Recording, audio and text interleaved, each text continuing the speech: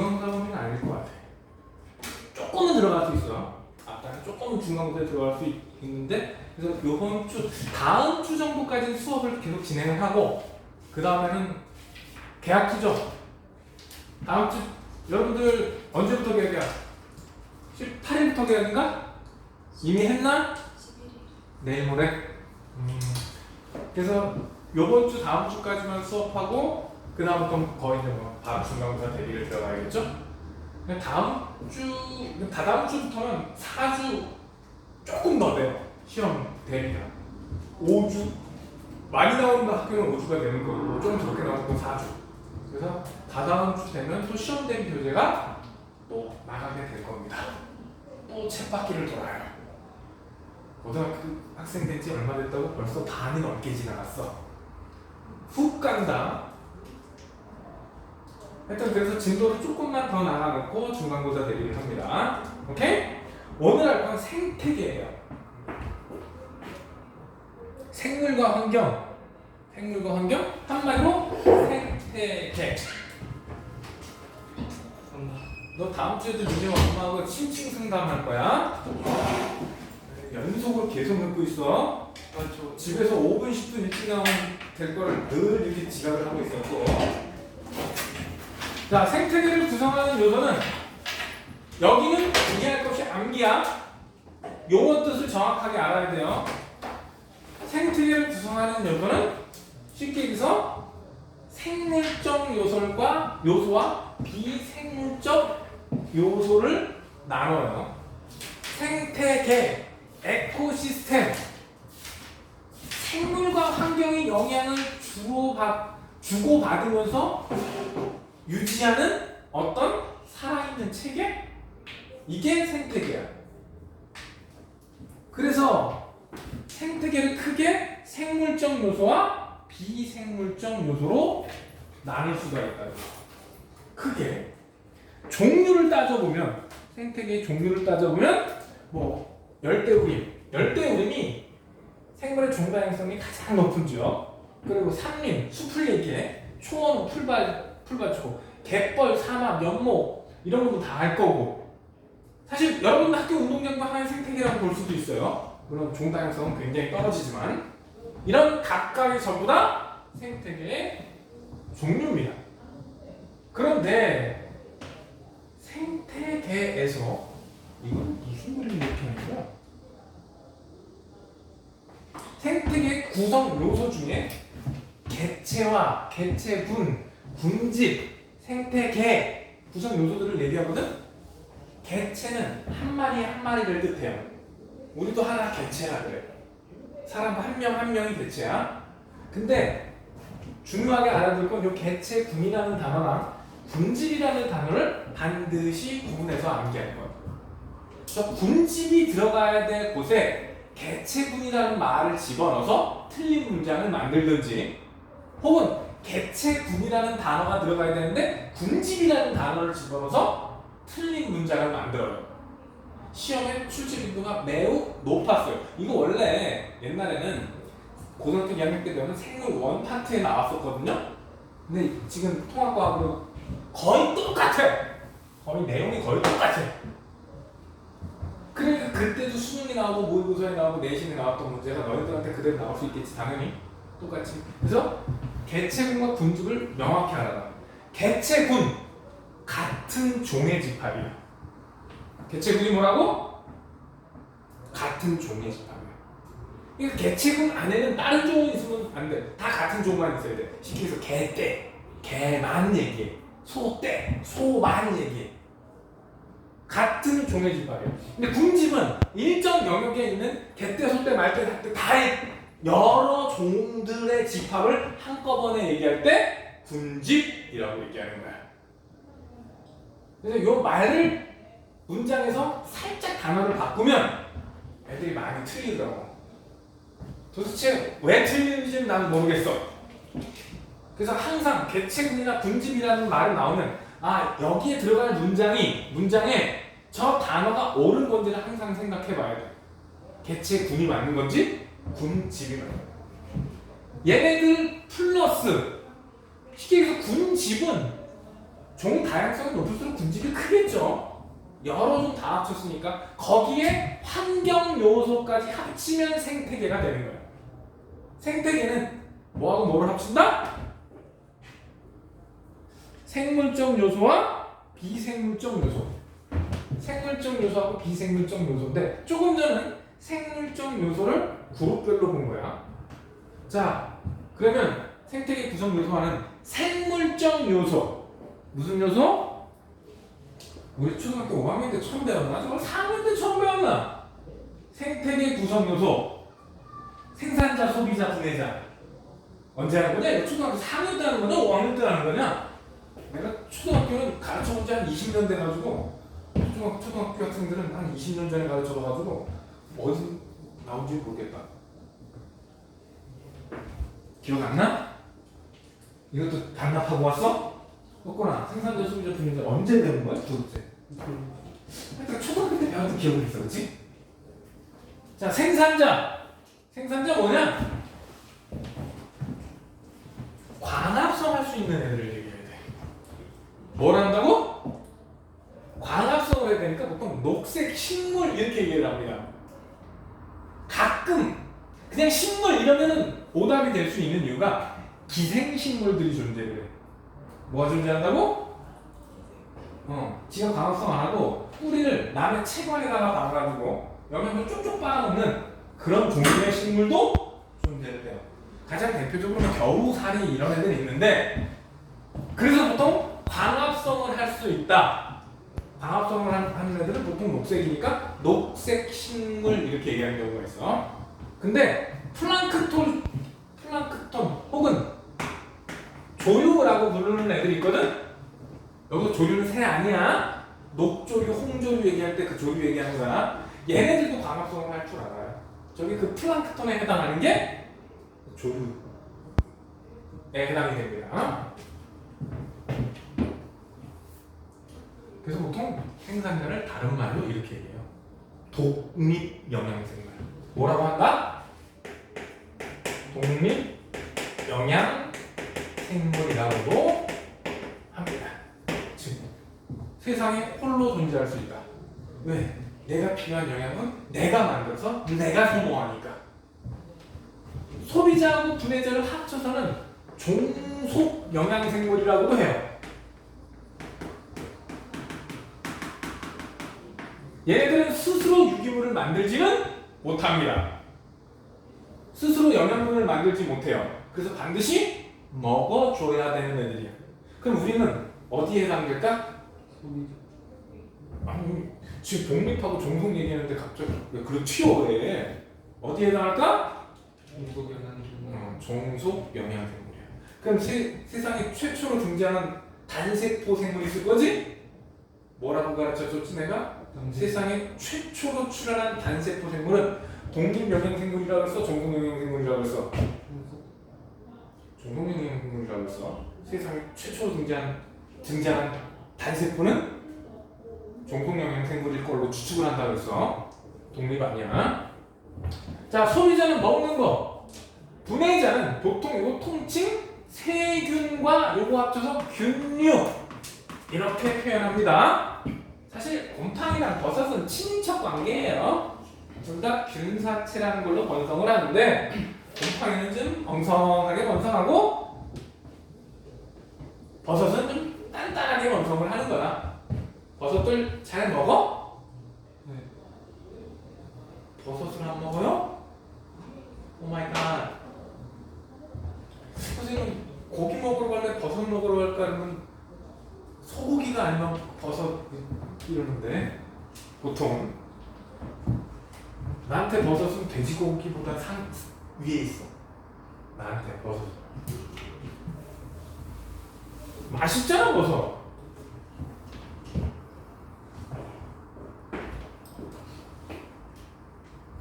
그리고 비생물적 요소는 생물이 아닌 나머지 환경에 해당하는 거. 빛, 온도, 물, 흙, 공기 이런 모든 생물적 요소 뺀 나머지 전부 다가 비생물적 요소다. 오케이? 이렇게 볼 수가 있습니다. 그래서 사실 그 중학교나 초등학교 때나 시험 보는 건데 생물적 요소, 비생물적 요소 구분하라는 문제도 옛날에 나왔었어요. 고등학생한테 내면 너무 쉬워요. 문제는 여기부터야. 생태계 구성 요소 간의 사이에 관계가 있어. 자, 에코시스템. 시스템에서 제일 중요한 게 뭐라 그랬어? 기말고사 시험 봤잖아. 시스템에서 제일 중요한 거 딱 내가 두 가지 찍어줬었어. 썼구나. 네. 시스템 하면 두 가지 딱 되게 중요한 거 두 가지라고 했어. 뭐야? 시스템은 이러면 다 시스템이야 라고 내가 설명해줬어. 그 중에 네 글자 이거 진짜 중요한 단어야 라고 찝어준 단어가 있잖아. 뭐야? 상호작용. 그래, 상호작용. 1초만 늦었어도 꿀밤한테 때릴 수 있었는데. 상호작용. 뭐라고?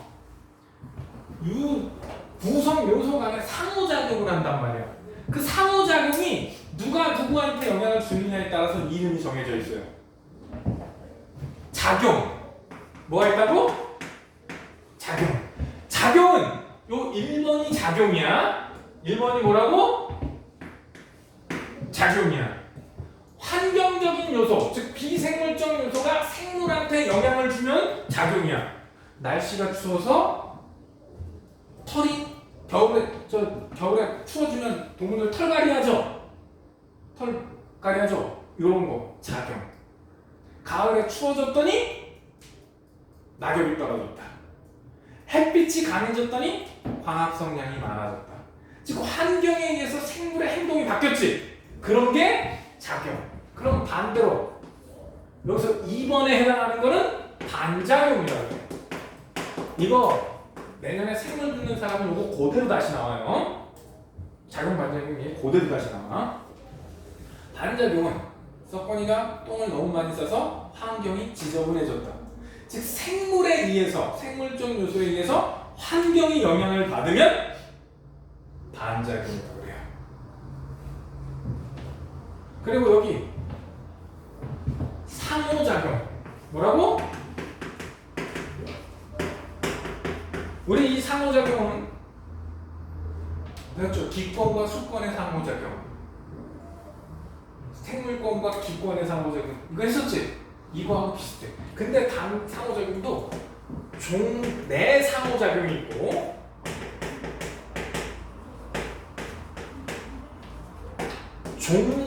간 상호작용이 있어요.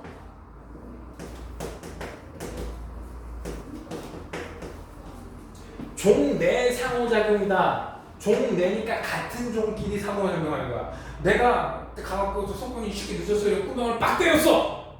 이거는 종내 상호작용이야. 왜? 너도 인간이고 나도 인간이잖아. 그치? 근데 네가 아까 오다가 벌에 쏘였어. 그러면 종간 상호작용이야. 이건 조금 바꾸면 개체군 내 상호작용, 개체군 간 상호작용 이렇게 말을 바꿀 수도 있겠지. 종내나 개체군 같은 종이면 개체군이라고 그랬잖아. 말을 이렇게 바꿀 수 있어. 그러면 지금 여기 있는 요 화살표들은 다 종간 상호작용에 해당하는 거야. 오케이? 그래서 뭐를 구분해야 된다? 작용, 반작용, 상호작용을 서로 구분할 수 있어야 합니다. 오케이? 여기서 지금 작용, 반작용 이런 게 요 그림이 안 나왔는데 결국 학교에서도 아마 작용, 반작용, 상호작용 이거에 대해서 구분을 해줄 겁니다. 자, 그럼 예를 보자. 비생물적 요소가 생물한테 영향을 주는 것. 토양에 양분이 풍부하면 식물이 잘 자란다. 즉 토양에 유기물이 많아서 지렁이가 들끓는다. 오케이? 뭐 잎이 노랗기로 하는 뭐 낙엽 얘기했었고 햇빛이 강해지니까 광합성을 많이 하더라. 추운 데 사는 북극에 사는 북극여우는 귀때기가 작은데 더운 데 사는 사막여우는 귀때기가 크더라. 즉 표면적 비율이 추운 데 사는 애들은 표면적 비율이 작게 진화를 했더라. 온도 때문에. 사막에 사는 선인장은 뿌리가 굉장히 발달해 있는데 물에 둥둥 떠 사는 불의 옥점은 뿌리가 별로 발달을 안 했다. 환경 때문에 생명체에 영향을 받은 거죠. 거꾸로 반작용에 해당하는 거. 낙엽이 쌓여서 옥토가 되었다. 낙엽이 많아지면 유기물이 많은 토양이 되니까, 비옥한 토양이 되니까. 지렁이가 땅에 되게 구멍을 뚫고 다니면서 먹은 거 되게 쌌어. 그래서 식물이 자라는 데 도움이 되는 무기물들이 되게 많아. 반작용이죠. 그리고 지렁이가 뚫고 다니고 두더지가 땅 타고 다니면 통기성이 좋아지죠. 생물에 의해서 토양에, 즉 환경이 변했으니까 반작용입니다. 생물 사이에는 상호작용은 더 자세하게 얘기할 거 없겠고요. 아마 요거는 무조건 시험 범위 들어가면 하나 무조건 나올 거야. 무조건. 다만 너네들 1학년에서는 왜 작용, 반작용, 상호작용이라는 단어를 왜 안 써주는지는 모르겠지만 내년에 생물 선택할 사람 하나밖에 없나? 일 것 같다는 또 뭐야? 네가 신청해놓고 너가 뭐 신청했지 몰라? 물화생 선생님. 물화생? 아 근데 너네들은 지구과가 진짜 쓸데가 없어졌어. 너는 화학 하나만? 그럼 3학년 때 통합과가 어떻게 올라가? 필수인데 다시 시작해? 너네들 어떻게 할지 모르겠어 그거는.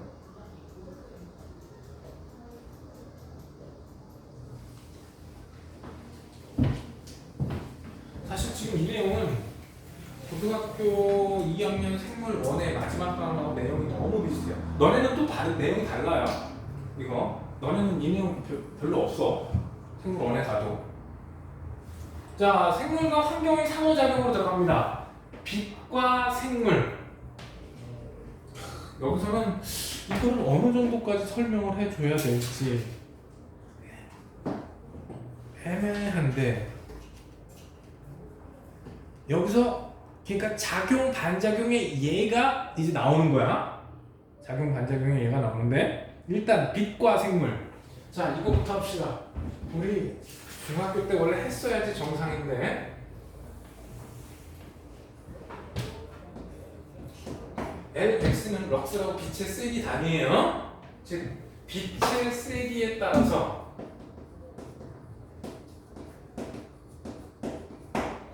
광합성량이 변하게 되는데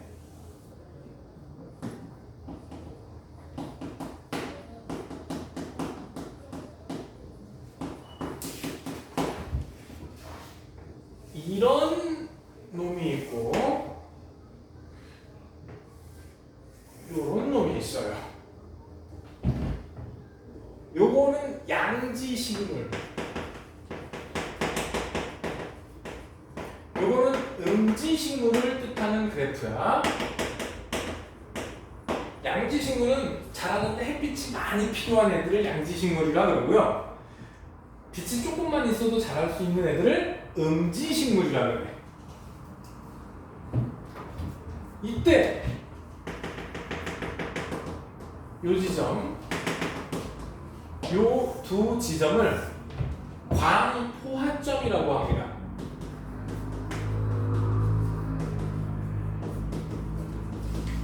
빛의 세기는 점점 강해지는데 광합성량은 증가하다 일정해져요. 즉 식물 안에 있는 모든 연목체가 100%다 광합성에 참여하고 있으면 빛을 더 세게 비춘다고 해서 광합성량이 늘어날 수는 없어. 능력을 100% 발휘하고 있는 단계가 되는 거야. 오케이? 그런 빛의 세기를 광포화점이라 그래. 배운 적 있어? 그럼 반대로 요 지점.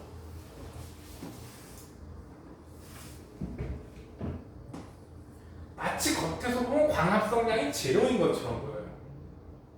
즉 겉에서 보면 광합성도 안 하는 것처럼 보이고 호흡도 안 하는 것처럼 보이는 지점이 있어요. 이거 중학교 2학년 때 광합성과 호흡 배울 때 요 단어는 나왔었어. 보상점이라 그래. 즉 광합성량과 호흡량이 같은 지점. 그래서 겉으로 보기에는 광합성 하면은 산소가 나와야 되고 호흡하면 이산화탄소가 나와야 되죠. 근데 산소도 안 나오는 것 같고 이산화탄소도 안 나오는 것 같은 사실은 기체 교환이 있지만 겉에서 볼 때는 그 농도의 변화가 없는 광합성량과 호흡량이 똑같은 빛의 세기를 보상점이라고 해요. 그리고 요만큼은 호흡량이 됩니다. 여기서 이만큼은 총광합성이라고 해. 총광합성량, 얘는 호흡량, 요만큼은 순광합성이야. 총량은 순량, 호흡량. 광합성을 해야 내가 필요한 영양분을 만들어내거든요. 그래서 보상점인 빛이 세기면은 만들 만큼 에너지 다 쓰는 거야. 보상점에서는 에너지 만들 만큼 다 쓴 거거든. 그래서 더 이상 자라지 못해. 자꾸 죽지도 않아. 보상점인 빛의 세기는 여분의 에너지가 없어서 자라지는 못해요. 딱 나 사는 만큼만 에너지 만드는 거야. 근데 보상점보다 빛의 세기가 떨어지면 얘는 결국은 죽어요. 쓰는 에너지가 더 많으니까. 그래서 요 두 보상점 사이, 음지식물의 보상점과 양지식물의 보상점 사이에 어딘가에 빛의 세기를 정해주면 음지식물은 잘 먹고 잘 살아요. 자라기도 해요. 근데 양지식물은 시간이 지나면 죽어요. 요 원리 때문에 나중에 숲이 30년, 40년, 50년 지나면 숲의 우정, 즉 주로 사는 나무들이 음지식물이 주로 살아요. 양지식물이 지배를 했다가 양지식물이 늙어 죽으면 음지식물만 나와요. 왜? 밑에서 자라서 나올 수 있는 애들은 누구만 자라 나올까? 숲이 우거져. 그럼 밑에 쪽에는 햇빛 없죠? 그래서 음지식물 위주로 살아남게 돼요. 양지식물은 싹이 터서 자라지를 못해. 빛의 세계가 약하니까. 그래서 나중에 보면은 숲이 음지식물이 지배하는 숲으로 변하게 돼요. 안정적으로. 요게 빛의 세기와에 따른 광합성량 기본에서 광포화점, 보상점, 총광합성량, 순광합성량, 호흡량. 호흡량 재밌게 빛의 세기에 영향을 받지 않아요. 호흡량은 동물은 움직이고 호흡량이 달라지지. 식물은 움직여? 안 움직이지. 그러니까 식물은 자라지 않는 이상 호흡량이 그대로다. 오케이? 그러니까 뭐 관찰할 때 뭐 한 두세 시간 관찰하는데 그동안 자랐다고 보기 힘들겠지. 그래서 호흡량은 일정하다라고 보면 돼요. 호흡량은 변하지 않고 일정하다. 그래서 호흡량을 어떻게 측정해? 빛의 세기가 0일 때 이만큼이 양지식물의 호흡량, 이만큼은 음지식물의 호흡량이 되는 거야. 오케이? 이렇게 뭐 양지식물이 있고 음지식물에 있어요. 이게 뭐 강한 빛에 적응한 식물, 약한 빛에 적응한 식물, 이게 사회에서 쓰는 말은 양지식물, 음지식물 이런 식으로 구분을 해주시면 되겠어요.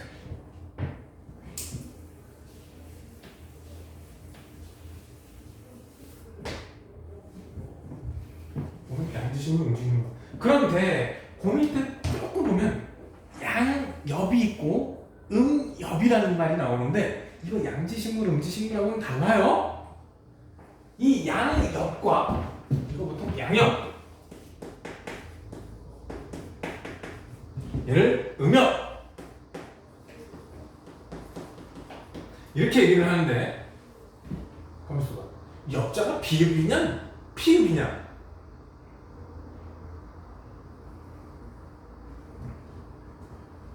순간 헷갈리네. 나뭇잎. 피읍이 맞네.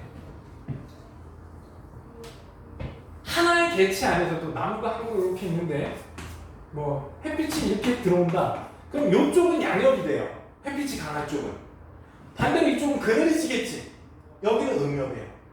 햇빛이 강한 쪽에서는 울타리 조직과 요 밑에는 해면 조직이라 그래. 울타리 조직과 해면 조직이 두껍게 발달해서 광합성을 많이 해요. 울타리 조직과 해면 조직이 두껍게 발달해요. 여기는 상대적으로 얇죠? 빛이 약하니까. 이 양엽, 음엽은 하나의 개체 안에서도 나타날 수 있는 거야. 양지식물, 음지식물은 아예 종류가 다른 거거든? 근데 양엽과 음엽은 하나의 개체 안에서도, 한 식물 안에서도 나타날 수 있는 거야. 그러면 그럼 유전자는 똑같을 거 아니야. 근데 햇빛 받으니까 이렇게 됐어. 햇빛 적게 받으니까 이렇게 됐어. 환경 때문에 생물의 조직이 달라졌지. 작용의 대표적인 예가 되겠습니다. 햇빛에 따라서 변했으니까 작용의 예가 될 거예요. 다음 일조 실황과 생물 이렇게 나왔는데 요거 아예 요거보다 조금 더 아예 심화로 수업을 해줄게요. 아예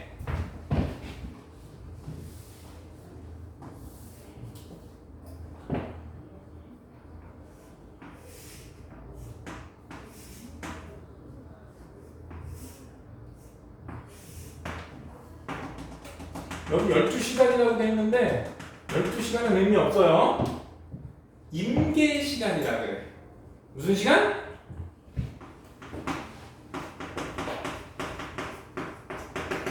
어떤 임계는 어떤 현상이 일어날지 안 일어날지 그 임계를 뜻해요. 오케이? 자, 비금칠건 밤이라고 하자. 만약에 이렇게 전체 시간 중에서 요만큼이 밤이면 요때 개화를 하는 식물이 있고 개화하지 않는 식물이 있어. 이게 밤이라 그랬어. 밤이 짧고 낮이 기니까 낮에 꽃 피어서 장인식물이라 그래. 반대로 개화 안 하는 단일식물이라고 이름을 지었어요. 과거에. 그래서 보니까 그럼 이만큼이 밤이면 어떻게 될까? 이만큼이 밤이면 여기서는 개화하지 않는 놈이 장인식물이고 개화하는 놈이 단일식물이야. 이 단일, 장인, 이 낮이 길다, 짧다를 뜻해요. 멍 때리다 선생님 나중에 또 장인이 뭐예요, 단일이 뭐예요? 때릴 거야 내가. 멍 때리고 있어. 그런데 재밌게도 이만큼이 밤인데 도중에 이렇게 빛을 비춰줬어. 도중에 빛을 비췄어. 근데 이때 장일식물이면 자 밤이 훨씬 길죠? 밤이 훨씬 길죠? 장일식물이 개화합니다. 단일식물은 개화하지 않습니다. 선생님 밤이 훨씬 긴데 원래 장인식물이 개화하면 안 되고 단일식물이 개화해야 되는 거 아니에요? 아니야. 낮의 길이는 꽃이 피고 안 피고에 결정적인 영향을 주지 않아요. 밤의 길이가 중요해. 뭐가 중요하다고? 그것도 연속된 거야. 그래서 요 시간이 임계 시간인데 임계 시간 혹은 한계 암기 책에 따라 조금 좀 차이 나요. 저 임계 시간에 하고 임계 시간 임계 내가 암기라 그럴게. 응? 이거랑 연속된 암기 시간을 비교해서 임계 암기가 더 길다. 요 경우가 되는 거야. 미안해. 이거부터 해야 되겠다. 연속된 암기가 임계 시간보다 연속된 암기가 낀 거. 요 경우가 되는 거야. 임계 암기가 임계 암기 요거 연속된 거. 근데 얘는 그럼 뭐냐? 임계 암기랑 연속된 암기를 비교했을 때 얘는 임계 암기는 이만큼인데 요것도 요만큼밖에 안 되고 요것도 요만큼밖에 안 돼. 즉 임계 암기가 더 길어. 임계암기는 요만큼인데 연속된 암기는 요거야. 그러니까 요거랑 요거는 임계암기가 더 긴 경우에 해당이 돼요. 저 임계암기는 식물의 종류에 따라서 조금씩 차이가 납니다. 어떤 건 뭐 12시간, 어떤 건 14시간, 뭐 어떤 건 8시간. 이게 종류에 따라 달라요. 오케이? 그러니까 뭐를 비교해야 돼? 식물마다 정해진 어떤 임계 시간과 연속된 밤을 비교를 해서 이 식물이 어떨 때 꽃이 피는지에 따라서 장인식물, 단인식물을 구분해야 돼요. 물론 이것만 가지고 하는 것도 아니고 뭐 좀 더 복잡한 메커니즘이 있기는 하지만 여기서 뭐 장인, 단인 그래서 낮의 길이, 밤의 길이 요것만 얘기하는데 실제로는 여기까지 가야 돼요. 이거 임계 암기랑 연속된 암기를 비교하는 것까지 할 줄 아셔야 돼요. 내가 봐서 책에는 요 정도밖에 안 나왔어도 지금 생물 1에 저거까지 나오거든요. 생물 1에 분명히 저거까지 나갈 가능성이 매우 높을 것 같아서 저거까지 설명합니다. 왜냐면 장인식물, 단인식물만 저것만 가지고 시험을 내는 건 완전 초딩이야. 완전 초딩한 문제예요. 자, 선생님 기억하기에 장인식물, 단인식물을 나 이거 아주 옛날에 초등학교 5학년 때인가 배웠던 기억이에요. 근데 저것만 가지고 시험 문제 내지는 여기 플러스 밤이 길어지고 있느냐 짧아지고 있느냐 거기다 온도 이런 것까지 합쳐서 꽃이 피고 지우는가 결정이 나와봐요. 그래서 봄에 피는 꽃을 가을에 꽃 피우기가 생각보다 쉽지가 않아요. 물론 개나리처럼 온도만 맞으면 아무 때나 꽃 피는 놈이 있어요. 개나리는 봄에도 피고 가을에도 피잖아. 걔는 온도만 맞으면 꽃 피어요. 근데 다른 꽃들은 국화 같은 애들은 웬만하면 봄에 안 피고 가을에만 피어. 근데 봄에 피는 애들은 또 가을에 거꾸로 안 피어요. 한 가지 요소만 가지고 결정되는 건 아닙니다. 다음 온도와 생물. 온도에 따라서 애들의 이것도 작용의 예야. 환경에 의해서 꽃이 피느냐 안 피느냐가 결정됐으니까 작용의 예야. 자, 온도와 생명체의 활동에 대해서. 온도가 생명체에 일어날 때 우리 물질 대사 37도에서 가장 활발하게 일어난다는 물질 대사 굉장히 밀접한 관계가 있어요. 그래서 겨울잠을 자는 것도 두 종류야. 개구리, 뱀같이 벼는 동물은 누구는? 얘네들 같이 애들은 체온이 떨어지기 전 때문에 물질 대사가 제대로 안 일어나서 겨울잠을 자는 거야. 그런데 곰 그리고 뭐 곰하고 뭐 곰같이 대형동물 같이 정원동물 있지. 포유동물 중에서 일정하게 온도가 유지되는 애들 있지. 걔네들은 먹을 게 부족하니까 겨울잠을 자는 거야. 변온동물은 스스로 온도를 컨트롤하지 못해요. 그래서 뱀들이 낮에는 요즘같이 뜨거울 때 낮에는 숲에 숨어 있다가 저녁 때가 되면 체온이 떨어지니까 따뜻한 길바닥으로 자꾸 나와요. 특히 어디? 아스팔트로 나와요. 아스팔트 밤이 돼도 따뜻하지? 그러니까 가다가 보면은 너희들은 잘 못 보여주지만 조금만 외곽으로 나가잖아? 그러면 뱀들이 요맘때보다 조금만 더 지나면 뱀들이 도로 자꾸 저녁 때 되면 올라와요. 거기가 따뜻하니까. 그리고 햇빛 비치면 뱀들이 밖에 나와서 일광욕합니다. 왜? 체온 조절 안 해요. 특히 아침에. 근데 정원동물들은 자기 스스로 체온을 조절할 수 있어요. 겨울잠을 자는 애들은 먹이가 부족해. 정원동물 중에서 겨울잠을 자는 애들은 먹이가 부족해서 그런 거예요. 그리고 추운 지방에 사는 정원동물과 더운 지방에 사는 동물은 이런 차이가 있어요. 북극령, 그렇게 생겼죠? 그거 가운데 거 온대어는 몰라도 돼. 요즘 우리나라에서도 이거 자꾸 풀어놔요. 거의 멸종 직전까지 가가지고 저거 자꾸 풀어놔요. 얘는 사막여우. 추운 데 사는 북극여우는 귀가 작아. 탁 튀어나오는 게 귀죠? 그렇지 않아요? 탁 튀어나오는 게 귀. 그래서 뭐를 보는 거냐? 전체 부피분의 표면적 비율을 보시면 돼. 이 비율이 크다. 이 비율이 크다. 더운 데 사는 애들이야. 그래서 추운 데 사는 애들은 말단 부분이 널쩍널쩍하지 않고 동글동글해요. 그래서 표면적 비율을 낮췄어요. 그리고 몸집이 커요. 몸집이 크고 피하 지방도 두꺼워요. 추운 데 사는 애들. 근데 더운 데 사는 애들은 몸집이 크지 않아. 왜? 몸집이 커지면 표면적 비율이 작아지거든? 근데 더운 지방에서는 열을 빨리 발산을 해야 살아남아. 그래서 귀때기가 크고 몸집도 좀 작고 뚱뚱하지 않고 호리호리합니다. 모습이 왜 저렇게 변했어? 온도에 적응해서 그러는 거야. 그렇게 진화를 한 거죠. 그러니까 이것도 뭐에 해당이 돼? 작용에 해당이 됩니다. 다른 거 얘는 몰라도 돼. 얘는 몰라도 돼. 북극여우하고 사막여우. 즉 추운 데 사는 새끼, 더운 데 사는 새끼. 요 두 개만 그림을 똑같이 똑바로 기억을 해두세요.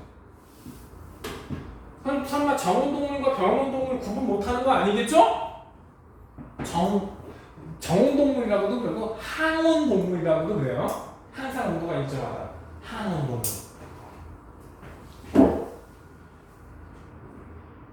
변온동물의 대표주자 어류, 양서류니까 개구리와 파충류. 양서류와 파충류가 대표. 정온동물은 뭐 새하고 포유류 종류들은 거의 대부분이 전부 다 정온동물이에요. 그래서 그 누구냐? 다람쥐? 얘네들도 겨울잠을 자요. 왜 자? 겨울이면 먹을 게 부족해서 자는 거야. 근데 다람쥐는 이게 지가 자는 굴 같은 거 거기에 먹을 거 잔뜩 쌓아놓고 자다가 깨어나서 먹다가 그러다 거기 먹을 거 떨어지잖아? 그럼 눈밭에 나와서 지가 숨겨놓은 거 찾아서 들어가요. 근데 100개 숨겨놓으면 나중에 한 30-40% 잊어먹는데요. 땅에 파묻어 놨다가 잊어먹는데요. 걔네들이 발아해서 또 숲이 되는 거예요.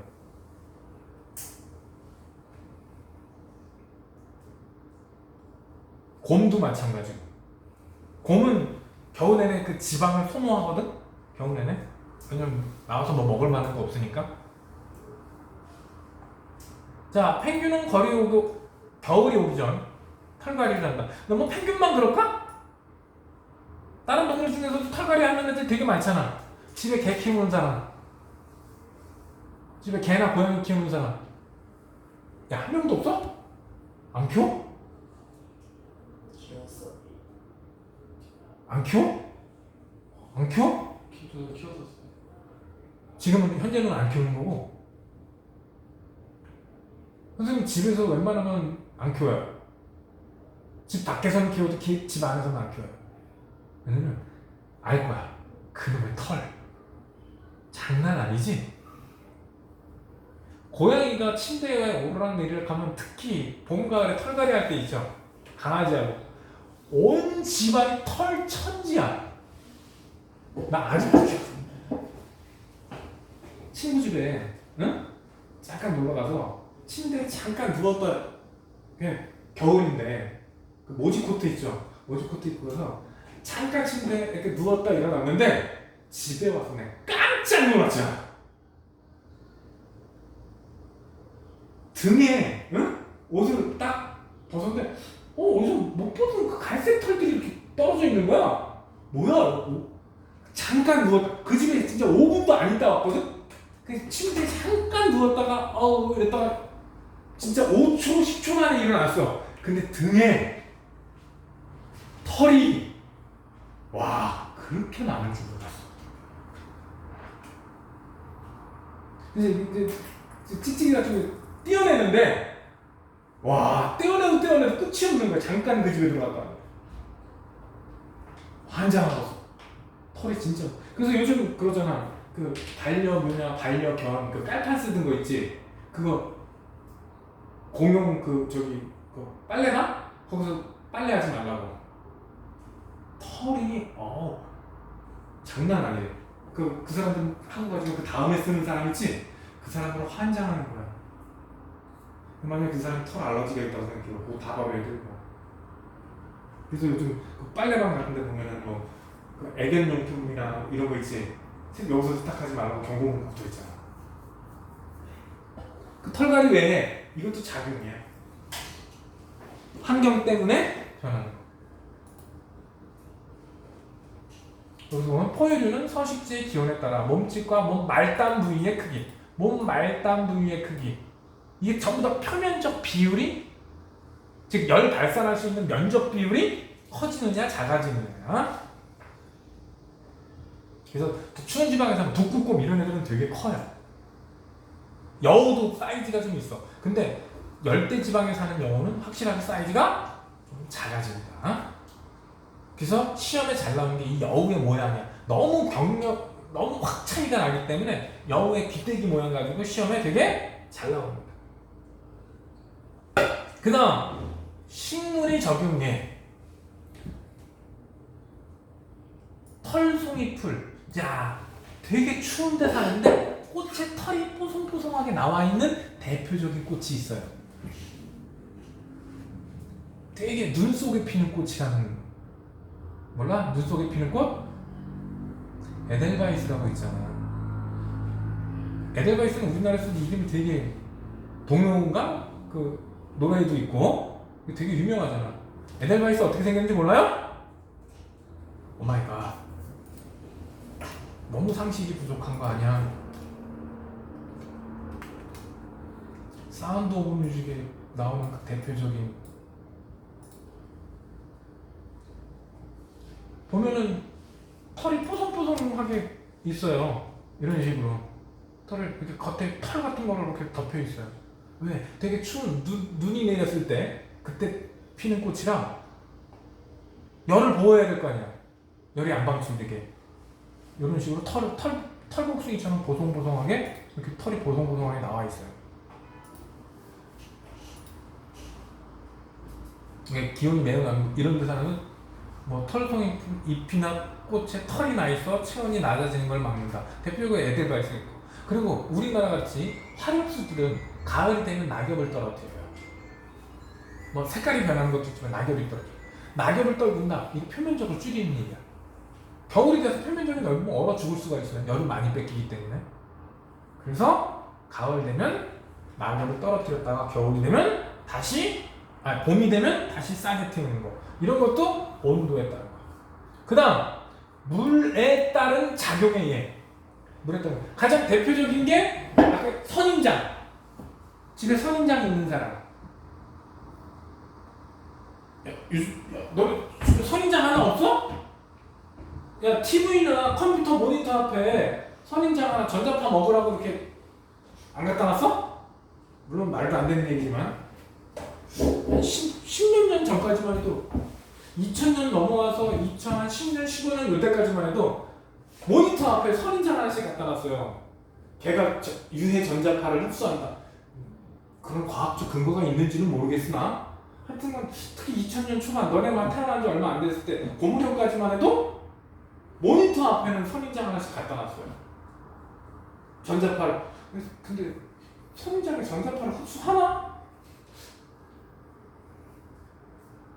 사무실 같은 데 키우기 아주 좋았어. 왜? 관리가 거의 필요가 없잖아. 1년에 한두 번만 물 주면 돼. 관리가 너무 편하죠? 그래서 안 죽이고 오래 키울 수 있는 애들. 근데 물을 매일 주면 걔는 죽어요, 오히려.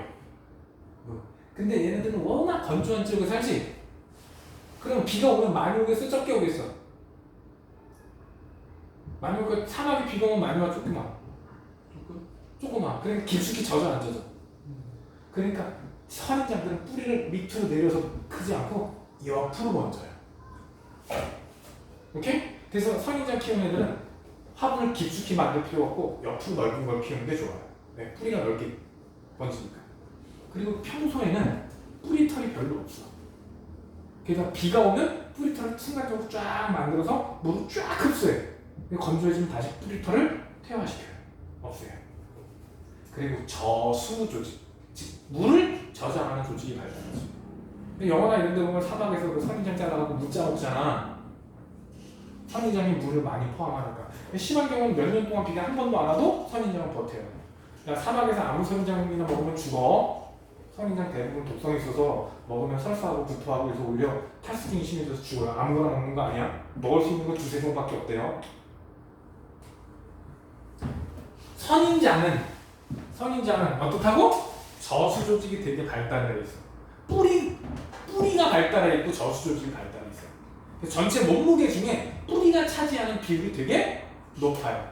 반대로 불에옥장 같은 놈은 뿌리가 별로 없어요. 왜? 물에 둥둥 떠서 살지. 걔네 입장에서 온 천지가 다 물이야. 그냥 뿌리 몇 개만 있으면 돼. 까이까 뿌리 한 두세 개만 있으면 물 충분히 쭉쭉 당길 수 있어. 그래서 뿌리가 우리가 셀 수 있을 정도 숫자예요. 불에옥장은 우리가 뿌리를 개수를 셀 수 있을 정도예요. 식물은 그렇고 동물 종류 중에서 곤충이나 파충류 애들은 특히 곤충은 키틴질, 손톱 같은 재질 되게 두꺼워요. 사막에 사는 애들은 저 키틴질이 두껍고 파충류도 껍데기가 되게 비늘이 되게 딱딱해요. 왜? 사막에서 물 많이 뺏기면 어떻게 돼? 죽겠지?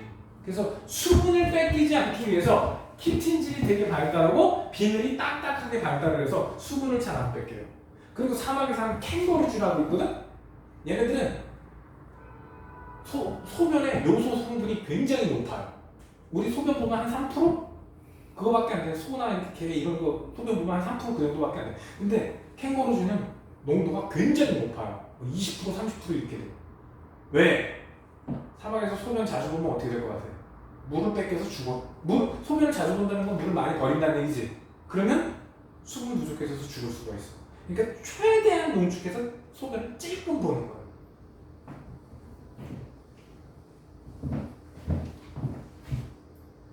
여기다 사막에 사는 포유류는 진한 오줌을 쬐끔 빼서. 키친질은 손톱 같은 재질이라고 생각하시면 돼요. 근데 저 열대 우림에 사는 곤충들은 껍데기가 저렇게 딱딱하지가 않아. 있어도 얇아. 근데 사막에 사는 풍뎅이 종류는 되게 딱딱해. 식물 얘기하면 좀 전에 묵상에 대부분 뭐 뿌리줄기 발달 뭐 이런 얘기했고, 뭐 물에 사는 애들은 아까 뿌리는 별로 발달 안 한다 그랬지. 물에 떠서 사는 애들은. 그 대신 통기조직은 발달해야 돼. 물에 둥둥 떠서 살아야 되니까. 너네 불에옥장 어떻게 생겼는지 알지? 이 줄기 부분에 공기주머니 있잖아. 이런 식으로 통기조직이 발달해. 건조지역에서는 뿌리하고 저수조직, 뿌리가 발달해야 되고 저수조직이 발달해야 되고. 이건 단순 암기예요. 그리고 왜 너희들 아까 선인장 가시는 원래 이파리였다. 선인장 가시는 뭐였다? 이파리였어요. 근데 왜 저렇게 변했어? 면적이 넓으면 물을 많이 뺏기니까. 장미의 가시는 껍데기가 변한 거죠. 가시는 똑같은 가시인데 원래 다른 부분이었어.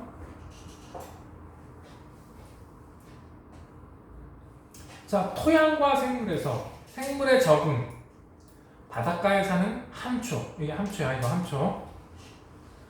고농도의 염분을 저장하는 조직이 발달해 수분을 잘 흡수한다. 야, 함초 소금이 저기서 뽑아낸 소금이 함초 소금 아니야? 요즘 되게 고급 소금이라고 팔아먹던데? 함초 소금이 그거 아니야? 아니야? 아니면 전혀 몰라? 소금 중에 되게 야, 씨, 이거 되게 유명했던 건데 함초 소금은. 야, 식탁에도 올라오잖아.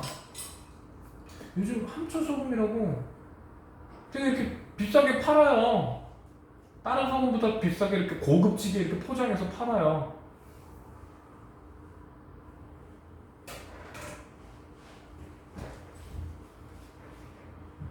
함초라는 식물에서 추출한 소금. 그러니까 요거 함초 있지?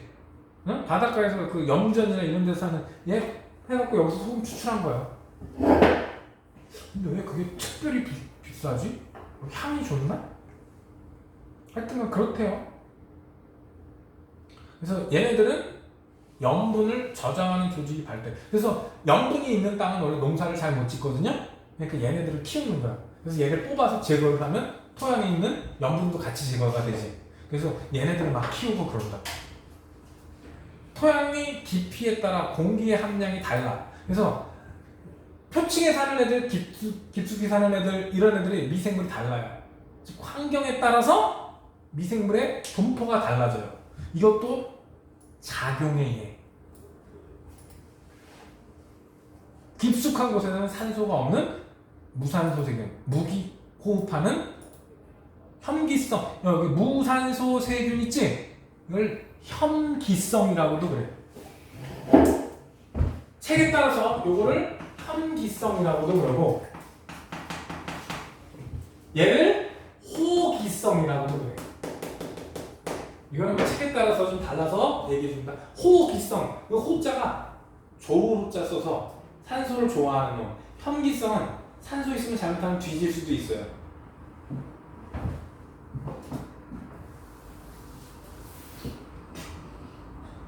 그 다음 생물의 영양. 지렁이와 두더지는 흙 속을 돌아다니면서 굴을 자꾸 파놓죠. 그래서 토양에 산소가 잘 통과할수록 영향을 줍니다. 그래서 얘네들은 반작용에 얘가 돼요. 요거 첫 번째 거 지렁이와 두더지 때문에 통기성이 좋고 뭐 이렇게 됐다. 좋은 환경을 만든다. 요거 작용이에요. 앞에 거는 반작용이에요. 반작용이야. 앞에 건 거의 대부분 다 작용이었거든요. 두 번째, 지렁이의 배성물은 영양분이 많아서 지렁이가 많이 사는 토양은 성분이 변한다. 어떻게? 식물이 잘 자랄 수 있는 무기 양분이 많은 상태가 돼요. 한마디로 비옥한 토양이 된다. 이것도 반작용의 예가 돼. 흰개미의 침과 배설물에 의해서 집을 지으므로 흰개미의 집 주변은 토양 성분을 한다. 이것도 반작용에 해당이 돼. 토양 속 미생물은 동물의 시체나 배설물을 무기물로 분해하여 다른 생물에게 제공하므로 비생물적 요인 환경으로 돌려보낸다. 환경으로 돌려보낸다. 반작용에 해당이 됩니다. 그래서 시험에는 반작용이 하나 정도씩 튀어나와요. 그냥 구분을 해야 돼. 환경이 생물한테 영향을 줬느냐, 생물이 환경한테 영향을 줬느냐를 반드시 구분해야 된다. 근데 그걸 뭐라 그런다고? 작용과 반작용 이렇게 얘기한다. 작용, 반작용, 상호작용 이렇게 얘기합니다. 그리고 공기와 생물. 사람은 이렇게 너네 여학생이 있어서 좀 그런데 월드컵 알아요? 올해 월드컵 있지 않나? 올해는 내년이지. 내년에 월드컵 있죠? 내년에 월드컵 있지? 우리 최종예선 통과했잖아. 전 세계적으로 브라질도 이렇게 뭐 8번, 9번 연속으로 월드컵에 가지는 못했는데 우리는 했어. 제발 다시 한 8강, 16강에서 멈추지 말고 한 8강 다시 한번 4강 갔으면 좋겠는데. 내가 축구 얘기를 왜 했냐면 이거를 얘기해 주고 싶어서 그래. 보통 월드컵이 있으면 선수들은 한 달쯤 전에 소집을 해요. 한 달쯤 전에 소집해서 고산 지역으로 가서 2주 내지 3주 정도 훈련을 합니다. 일부러 고산 지역으로 가요. 우리나라에는 없지만 네팔 저쪽 나라 가면 해발 고도가 3,000 몇 미터의 축구장이 있대. 정확하게는 훈련장이 있어요.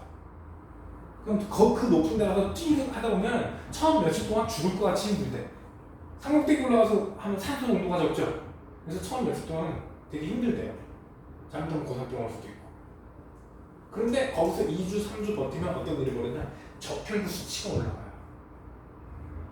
실제로 네팔에 고산 지역에 4,000m 뭐 이런 데 사는 사람들 있지? 우리보다 적혈구 수치가 20에서 30% 높아요. 적혈구 수치가 많아. 적혈구가 많다는 얘기는 산소 전달 능력이 훨씬 좋아. 그럼 산소 전달 능력이 좋으면 쉽게 지치지 않고 피로 회복이 빨라져. 근데 월드컵 때는 이틀 내지 3일 간격으로 연속된 경기를 해야 되거든. 그래서 월드컵까지 한 달 안에 시즌이 끝나는 그런 단기 결전일 때는 피로 회복을 얼마나 빨리 하느냐가 너무 중요해요. 그래서 적혈구 수치를 높여놓으면 되게 도움이 된다. 적혈구 수명이 한 120일 정도 되거든. 그래서 물론 고산 지역에 있다가 내려오면 서서히 사라지기는 해요. 근데 한 달 정도는 유지시켜 줄 수 있기 때문에 단기간에 많은 에너지를 써야 되는 올림픽이나 월드컵 같은 거 할 때는 굉장히 도움을 되는 훈련법 중에 하나예요.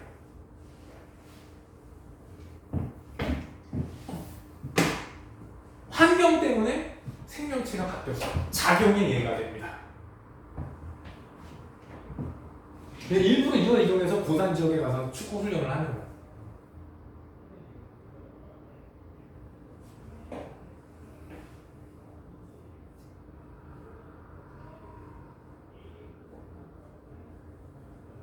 피톤치드 나오네? 피톤치드. 노송, 산나무, 소나무, 일부 나무는 미생물을 제거하기 위해 피톤치드라는 물질을 주변으로 내뿜는다. 그래서 공기의 성분이 변한다. 미생물을 없애는, 그게 일종의 항생제 종류 중에 하나죠. 미생물을 없애니까. 이거 있으면 뭐 공기가 맑아진다, 뭐 피톤치드 성분 어쩌고 저쩌고 뭐.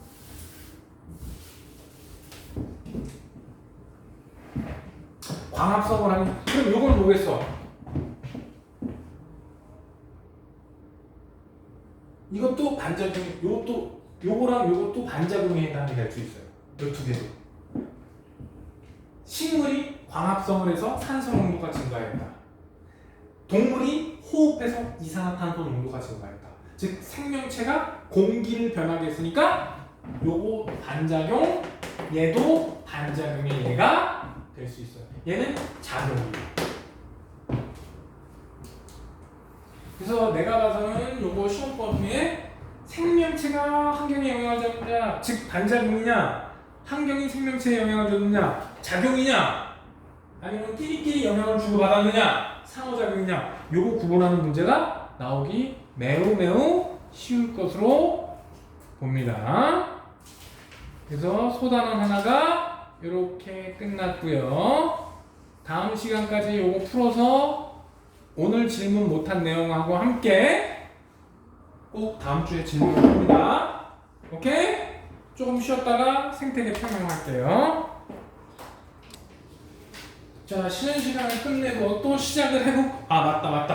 아이, 머리가 나쁘면 손발이 고생한다고. 요거 다음 주에 테스트 볼 화학 파트 암기 분량입니다.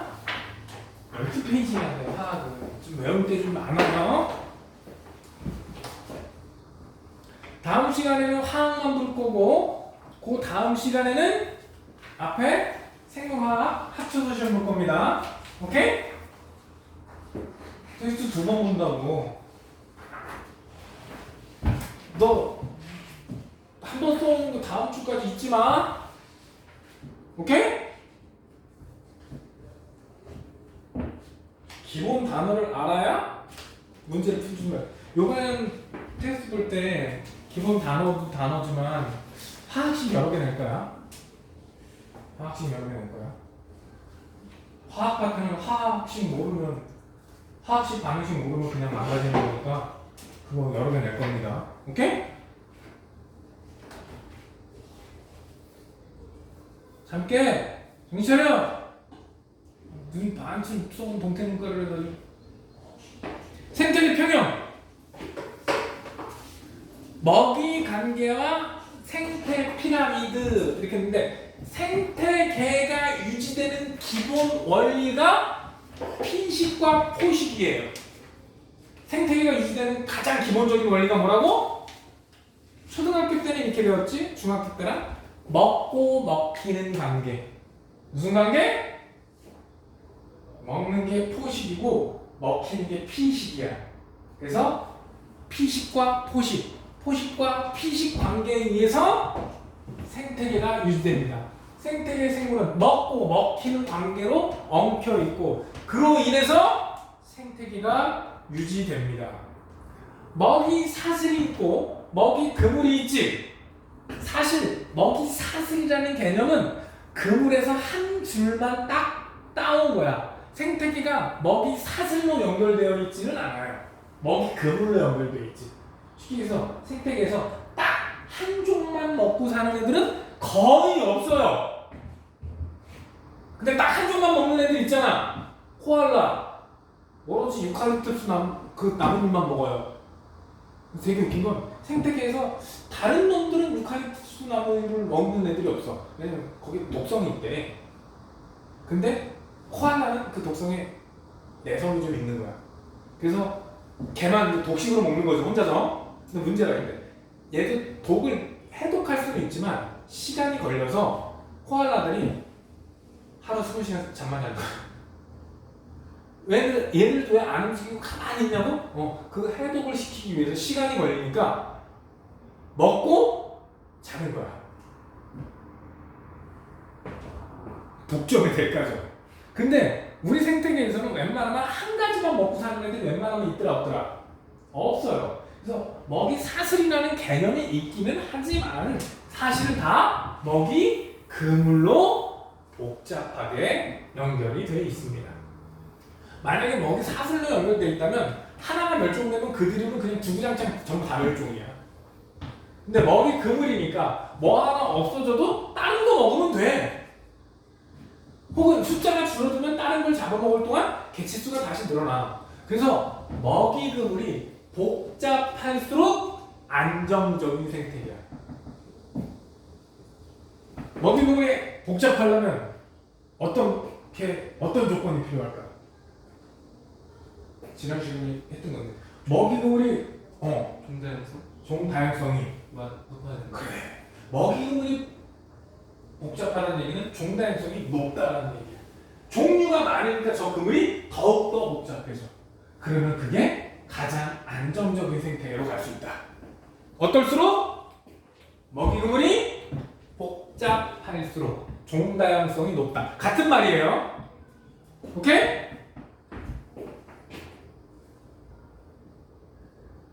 생태계에서 에너지의 흐름. 자, 에너지 흐름이라고 그랬어. 그래서 생태계에서는 물질의 순환과 에너지의 흐름이라고 해요. 에너지는 흘러가요. 연력학 제2법칙, 엔트로피 증가 법칙에 의해서 에너지는 한 방향으로만 가야 돼요. 오케이? 근데 물질은 생태계 안에서 돌고 돌죠. 그래서 물질은 순환하고 에너지는 흘러간다 그래. 즉, 이 박스를 생태계라고 봤을 때 요 안에서 뱅글뱅글 도는 파란 화살표는 물질을 뜻하고요. 들어오기도 하고 나가기도 하는 빨간 화살표는 에너지를 뜻합니다. 그래서 물질의 순환과 에너지의 흐름 이렇게 말을 하는 겁니다. 그러면 시험 문제에서는 누가 물질인지 누가 에너지인지 줄 것 같아? 안 줄 겁니다. 하나는 A, 하나는 B 이렇게 줄 거야. 실선, 점선으로 줄 거야. 그러면 들어오기도 하고 나가는 것기도 하면 그게 에너지고 그 안에서만 뱅글뱅글 도는 게 물질이야. 그래서 물질과 에너지를 구분해야 돼요. 이것도 한 문제 나올 가능성이 매우 큰 그림입니다. 구분하기 쉽겠지? 이건 뭐 눈만 뜨고 있으면 화살표만 찾으면 너 좀 멍 때리다가 틀린단 말이구나. 뭐가 물질이라고? 순환하는 게 물질이야. 즉 박스 안에서 뺑글뺑글 돌기만 하는 화살표가 물질이고 들어오는 것도 있고 나가는 것도 있으면 뭐야? 그것이 에너지야. 오케이? 이때 물질을 따라서 에너지가 이동합니다. 뭘 따라서? 유기물을 따라가요. 먹고 먹히는 관계에 의해서 먹히면 그 안에 유기물이 있을 것이고 그 유기물을 따라서 에너지가 이동합니다. 여기서 보면은 유기물에 저장된 에너지는 각 영양 단계에서 생명 활동에 일부는 쓰일 거야. 일부는 먹혀서 또 다음 단계로 넘어가고, 일부는 내가 쓰지만 일부는 나를 잡아먹은 놈이 쓰겠죠. 그리고 나머지는 다 열에너지 형태로 방출된다고 보시면 돼요. 일부만 상위 단계로 갑니다. 상위 단계로 갈수록 에너지는 줄어들고 에너지 효율은 증가합니다. 다시 한번. 먹이 피라미드의 상위 단계에 갈수록 에너지 양은 어떻게 된다? 작아진다. 야, 상위 단계로 가는데 야, 풀보다 초식 동물이 많을 수는 없어. 상위 단계로 갈수록 에너지 양은 어떻게 된다? 줄어들어야 돼. 어떻게 된다? 줄어들어야 돼. 대신 뭐는 증가한다? 에너지 효율은 증가해요. 즉 1차 소비, 여기서 요로 가는 에너지가 요로 1차에서 2차로 가는 에너지보다는 크단 말이에요. 앞단계가. 상위 단계, 먹이 피라미드 상위 단계로 갈수록 에너지 총량은 어떻게 돼? 좁아져. 오케이? 그 대신 에너지 효율은 일반적으로는 좋아져. 그래서 이 피라미드가 나오는 거야. 안정적인 생태계에서 에너지양, 개체수, 생체표현들 안정적이라면 다 이런 피라미드 모양이 나오는 거야. 전부 다 안정적이라는 거야.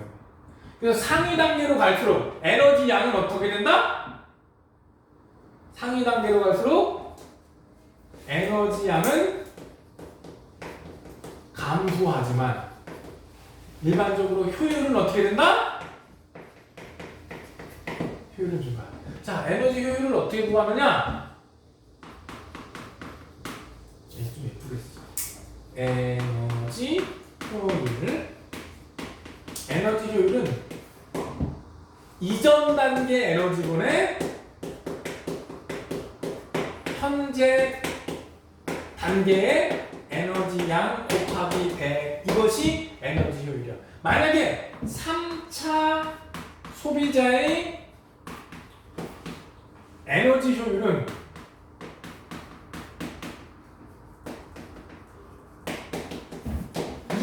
소비자의 에너지 총량분의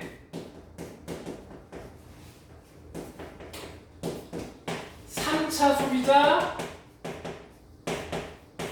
에너지 총량 곱하기 100 요렇게 에너지 효율을 구하는 거야.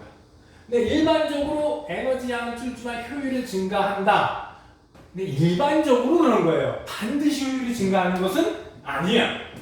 그래서 어떻게? 에너지 효율 얘기가 나오면 계산을 해봐야 돼. 안정적인 생태계에서 일반적으로 얘기야. 다시 강조합니다. 에너지 효율은 계산이 불가능하면 상위 단계 1차, 2차, 3차 소비자 갈수록 효율이 좋아지는 게 맞아요. 계산이 가능하면 무조건 계산을 해봐야 된다고. 오케이? 시험에 가끔 아니라 자주 나옵니다. 에너지 효율 문제는. 그래서 에너지 효율 구하는 방법. 야, 생체량 혹은 생물량은 그냥 몸무게 합산이라고 보시면 돼요. 생물량은 뭐라고? 몸무게 합산이라고 보시면 돼요. 오케이? 뭐 개체수는 말 그대로 개체수. 왜 상위 단계로 갈수록 에너지 효율이 좋아질까? 1차 소비자보다는 2차 소비자, 2차 소비자보다는 3차 소비자. 상위 단계로 갈수록 에너지 효율이 좋아져요. 석훈아, 왠 것 같아? 네? 왜 상위 단계로 갈수록 에너지 효율이 높아지냐고. 내 말 안 듣고 있어? 네, 듣고 있었어요. 그럼 대답을 해야 될 거 아니야. 왜 상위 단계로 갈수록 에너지 효율이 좋아질까? 2차 꼭 2차가 아니라 상위 단계로 갈수록이라고 그랬어. 여기는 없어, 내용이. 상위 단계로 갈수록 에너지 양이 줄어든다라고만 돼 있지 효율 얘기가 없어. 여기 왜 효율은 좋아지냐? 맛있는 거 먹어서 그래요. 야, 풀이 맛있어, 고기가 맛있어. 생태계에서 상위 3차 소비자, 4차 소비자 가면은 초식 애들이 아니야, 대부분이. 육식애들이야. 뭘 먹은 거야? 맛있는 걸 먹은 거죠. 그래서 풀보다는 육식이 고기 종류가 똑같은 질량의 에너지가 더 많이 들어있어요. 똑같은 부피나 양에 비해서는 훨씬 쓸 수 있는 에너지 양이 많아. 나는 그래서 이렇게 맛있는 거 먹어서. 근데 책에서는 이렇게 설명합니다. 왜 상위 단계가 에너지 효율이 좋으냐? 영양가가 더 높은 걸 먹기 때문이야. 뭘 먹는다고? 영양가가 높은 거. 그 많이 주장하잖아. 칼로리가 맛이다. 칼로리가 높을수록 맛있다. 라는 그런 주장들 하잖아. 아니야? 특히 여자들이 밤에 먹으면서 칼로리 맛을 얘기해 이러면서 먹는다며. 넌 지금 살 잘못 빼면 나 내년에 거의 먹고 픽 쓰러져. 체력 딸려가지고. 내가 고등학교 때는 웬만하면 다이어트 하지 말라 그랬잖아. 됐지? 왜 상위 단계가 효율이 좋다고? 표현은 그렇게 했지만 영양가가 높은 걸 먹기 때문에. 상위 단계로 가면은 풀 뜯어 먹고 사는 애들 별로 없어. 대부분 뭐야? 육식 애들이야. 그냥 쉽게 얘기해서 메뚜기, 토끼보다 사자, 호랑이가 에너지 효율이 높으니. 오케이? 간단하죠? 그래서 이 그림이 시험에 잘 나올 거야.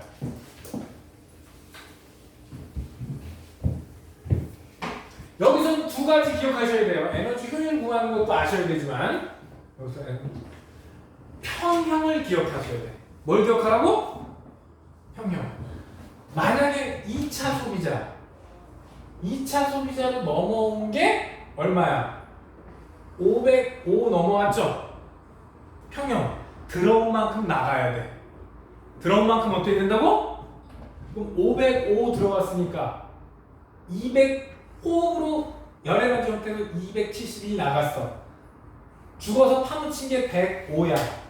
그러면 요거 합치면 얼마냐? 377 나왔어. 그럼 505에서 128 남았죠? 먹혔네. 요만큼 먹혔네. 그래서 요거 합치면 요 양이 나와야 돼. 요거 합치면 요 양이 나와야 돼. 그러면 비슷하게 1차 소비자가 가지고 있는 총량은 요거는 1차 소비자의 호흡량, 2차 소비자한테 잡아먹힌 양, 1차 소비자가 뒤져서 땅에 묻힌 양, 세 개를 합치면 요 값이 나와야 돼. 근데 저 중에 하나는 에너지 효율이 몇 %다 라고 줄 거야. 오케이? 그러면 에너지 효율도 뭐 하나를 계산하면 되겠죠. 그래서 이 그림 잘 봐줘야 돼. 에너지는 어디서 만들어질 수 있어요? 없어요? 탱탱이로 들어온 거 못 만들어요. 에너지는 흘러갈 뿐이야. 그리고 평형. 들어온 에너지는 그대로 다시 나가야 돼. 그래서 이 그림 가지고 너네 분명히 이 그림 가지고 내신에 한 문제가 나올 겁니다. 아마 기말이 되겠지요. 요 그림 가지고 분명히 나올 거야. 내가 왜 이렇게 강조하냐면 요거 생물 원 시험에서도 꼬박꼬박 나오던 파트야. 특히 내신에는 수능에도 여러 번 나오고. 근데 지금 이게 생물 원 파트에서 희지부지 없어졌거든? 그래도 너네한테 완전히 내려온 거야. 그러면 요거는 딱 수능형으로 내기 아주 좋아요. 수능형으로 내기 좋다는 얘기는 내신에서 내겠지? 혁구나 네. 핸드폰 쳐다보는 거 다 보여 이 새끼야. 뒤질래? 거기다 내려놨다가 또 보려고? 너 지난번에 내가 웬만하면 밖에서 넌 두고 들어오라는 소리 안 했냐? 엄마한테 일른다 진짜. 아 요거 딱 캡처해봐. 요거 캡처해갖고 엄마한테 보낼까? 녹화도 됐는데? 아 너 손에 만지고 있는 거 딱 카메라 돌려서 녹화했어야 되는데. 다시 한번 기억하세요. 생산자의 에너지 총량은 호흡으로 날아간 거 더하기 1차 소비자가 가지고 있는 거 더하기 고사 낙엽량 더한 거 세 개를 더하면 생산자가 가지고 있는 에너지 총량이 돼야 됩니다. 오케이? 그래서 뭐 개념 중에 생물 원에서 나오는 개념이 일부가 빠지기는 했는데 이 정도면 충분히 총량, 순량 이게 없네. 아 에너지 효율 여기 나오네. 푸는 방법. 이거 나왔으면 너네 무조건이지 뭐. 에너지 효율 무조건 나오겠지. 전 단계 에너지 양분의 현 단계 에너지 양 곱하기 100. 너네 학교에서 서술형 보는 학교, 서술형 나오는 학교, 네 나와 안 나와? 나와? 그게 계산하면 나올 수도 있어. 근데 뒤에 곱하기 100 안 하면 감점이다. 비율이기 때문에 곱하기 100도. 이거 곱하기 100 옛날에는 곱하기 100 안 해갖고 뭐 0.57은 57% 이렇게 해갖고 해도 감점 나가는 애들 있었어. 곱하기 100 어디 갔냐? 공식 똑바로 써야 돼요. 그 다음에 생태계 평형. 아 이거 얘기했지. 야 생태계 평형은 뭐로 유지된다 그랬어? 멍이냐 몽고 반점이냐? 초록창 먹는 거야 몽고 반점. 네 사연에 있는 건데 네가 모르면 어떻게 해? 아니면 먹는 건 아니지? 뭐 그건 몽고 반점. 야 생태계 평형 아까 뭐를 통해서 이루어진다고 그랬어? 유지된다라고 그랬어. 생태계 평형은 뭐를 통해 유지된다. 먹고 먹히는 관계. 피식과 포식이라고. 뭐라고? 저기 써 있잖아. 포식과 피식 관계에 의해서. 뭐에 의해서? 포식과 피식 관계에 의해서. 생태계 평형은 뭐가 기본이라고? 먹고 먹히는 피식과 포식 관계에 의해서 유지가 됩니다. 그런데 이 그래프를 주고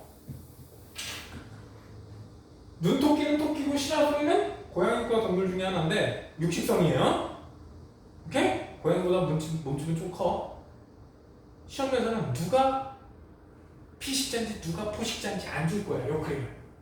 누가 피식인지 누가 포식인지 시험 문제에서는 안 줄 거야. 오케이? 그냥 하나는 피식자고 하나는 포식자다 이렇게 줄 거야. 그럼 누가 잡아먹히는 놈이고 누가 잡아먹는 놈이냐? 그래프에서 녹색하고 빨간색 그래프 중에 누가 먼저 올라가고 내려가냐? 잘 보세요. 둘 중에 하나가 먼저 올라가고 뭐가 하나 올라가야 다른 색깔이 따라 올라가요. 누가 먼저 변동이 있어? 녹색이 먼저 변동이 있어? 빨간색이 먼저 변동이 있어? 찾아. 이걸 찾아야지 문제를 맞출 수 있어. 녹색이 먼저 변하죠? 누가 먼저 변한다고? 여기 봐봐 여기 봐봐 여기 녹색이 올라가니까 빨간색도 따라 올라가죠? 그러니까 찾는 지점은 요 아래 지점을 찾던지 위 꼭대기를 먼저 찾으면 돼요. 누가 먼저 꼭대기 치고 내려오냐? 오케이? 녹색이 꼭대기 치고 내려오면 빨간색도 조금 있다가 꼭대기 치고 내려와요. 즉 녹색이 눈토끼 피식자고 빨간색이 포식자 시라소리라는 거예요. 시험 문제에서 진짜 잘 나오는 것 중에 하나 포식자 피식자 구분하라는 문제. 보기 기억나는 것 중에 하나야. 둘째 요런 데 보면은 포식자 개체수하고 피식자 개체수가 이렇게 크로스된 영역 있지? 겹치는 영역 있지? 잘 보세요. 지금 어느 지점이나 겹치는 영역은 나와요. 특히 요런 데 보면은 딱 보면은 눈토끼하고 시라소니 개체수가 같은 게 아니야. 개체수가 어떻다? 겹치니까 같다라고 생각하는데 얘는 대충 80마리 있는데 얘는 한 6마리밖에 없는 거야. 근데 그것도 곱하기 1000이라는데 내가 봤을 때 여기서 동그라미 하나 정도 빼주는 게 맞지 않을까? 토끼 10마리, 시라소니 1마리? 너무 적은 비율 아닐까? 시라소니가 적어도 일주일에 2~3마리씩 토끼를 잡아먹어야 될 텐데 그치? 1년이면 거의 못해도 100마리 가까이 잡아먹는다는 얘긴데 10배 많다고 저게 유지가 될까? 내가 봤을 때 100배 정도는 유지돼야 되거든? 물론 토끼가 한 번에 한 5~6마리씩 1년에 3번 내지 4번 새끼를 낳을 수 있어. 그거 나눈다고 숫자가 유지될까? 내가 봐서는 거의 100배 정도는 숫자가 돼야 될 것 같은데. 하여간 위치가 같다고 마리수가 같은 게 아니야. 시험 문제 이렇게 나와. 요 지점에서 개체수가 같다. 틀린 말이야. 왜? 단위가 달라. 이쪽은 눈토끼 세는 단위고 이쪽은 시라소니 개체수 세는 단위야. 높이가 같다고 개체수가 같은 게 아니야. 이거 틀려갖고 오면 내가 친히 머리끄대 인을 하나 국 뽑아버릴 거야. 졸고 있는 너, 특히 너.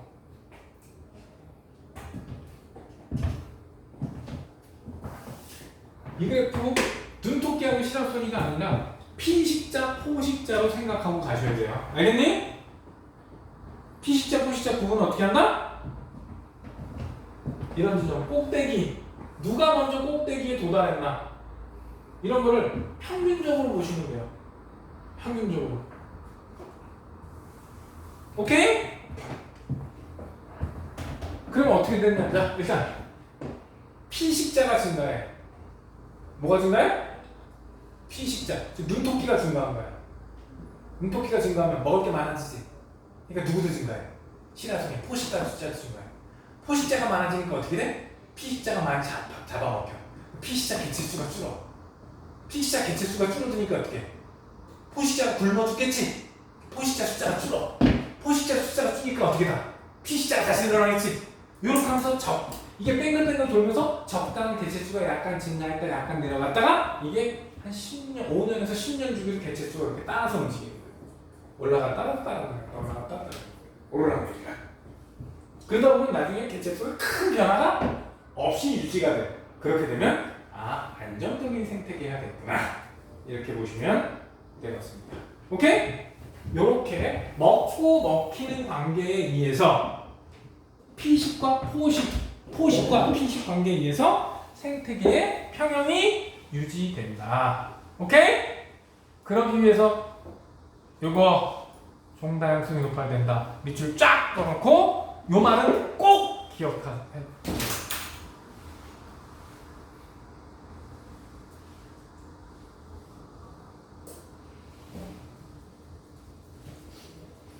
여기부터 주로 생물 사이에 먹고 먹히는 관계로 유지되며, 오케이? 복잡할수록 잘 유지된다. 여기 주로부터 여기까지 밑줄 쫙 떠. 내가 다음 시간이지? 아니구나. 요거 중간고사 끝난 다음에 쪽지 시험 볼 때 요 문장 가지고 시험 낼 거야. 바로 채우기.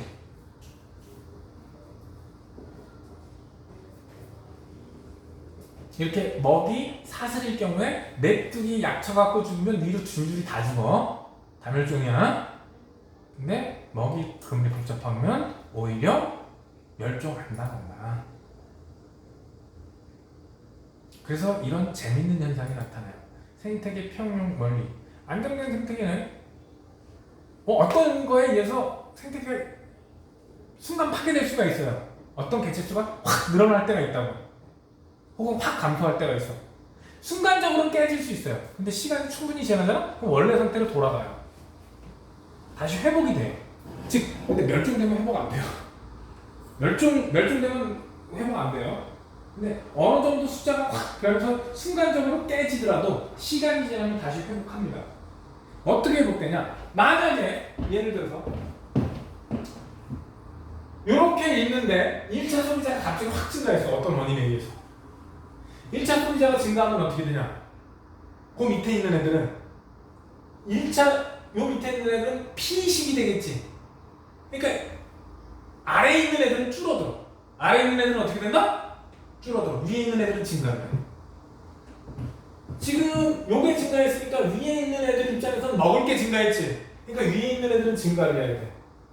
얘가 얘를 잡아먹으니까 얘는 감소해야 돼. 시간이 좀 지나면 얘가 줄었으니까 얘 어떻게 돼야 돼? 줄어야 되지. 그치? 얘가 줄었으니까 여기 줄어들어야 될 거 아니야. 그러면 얘가 줄었으니까 줄었으니까 요것도 줄어야 되지. 얘가 줄었으니까 얘는 늘어나야 되지. 그래서 원래 상태로 다시 돌아. 그래서 요 단계 중에 1번이나 2번, 3번 중에 하나 주고 요 다음이 어떻게 될까 이걸 물어보는 거야. 요 다음이 하나 주고 만약에 이 상태가 됐어! 그럼 요 다음은 어떻게 돼? 지금 이 상태? 그러면 얘는 줄고 얘는 줄어들겠네? 딱 이렇게. 얘가 줄어들었으니까 이렇게 되겠네. 요 다음 단계를 물어보게 될 거야 시험 문제에서. 특히 해서 아래 거는 반대로 위에 거는 그대로 따라가요. 지금 보면은 증가했으니까 위에 거 따라서 증가해야 돼. 얘 증가했으니까 감소. 증가했지? 응? 증가했으니까 아래쪽은 감소. 그치? 얘 감소했지? 그럼 아래쪽 조금 반대, 증가. 위쪽은 따라가야지. 위쪽은 그대로 따라가고 아래쪽은 반대로 가야 돼. 원래는 되게 간단합니다. 저거 가지고도 시험 문제 내기가 굉장히 쉬울 거예요. 과거에 많이 나왔습니다. 다음, 먹이관계와 생태계 평형. 1905년 카이바브 공원에서 사슴을 보호한답시고 인간이 늑대를 싸그리 다 잡아 죽여버렸어.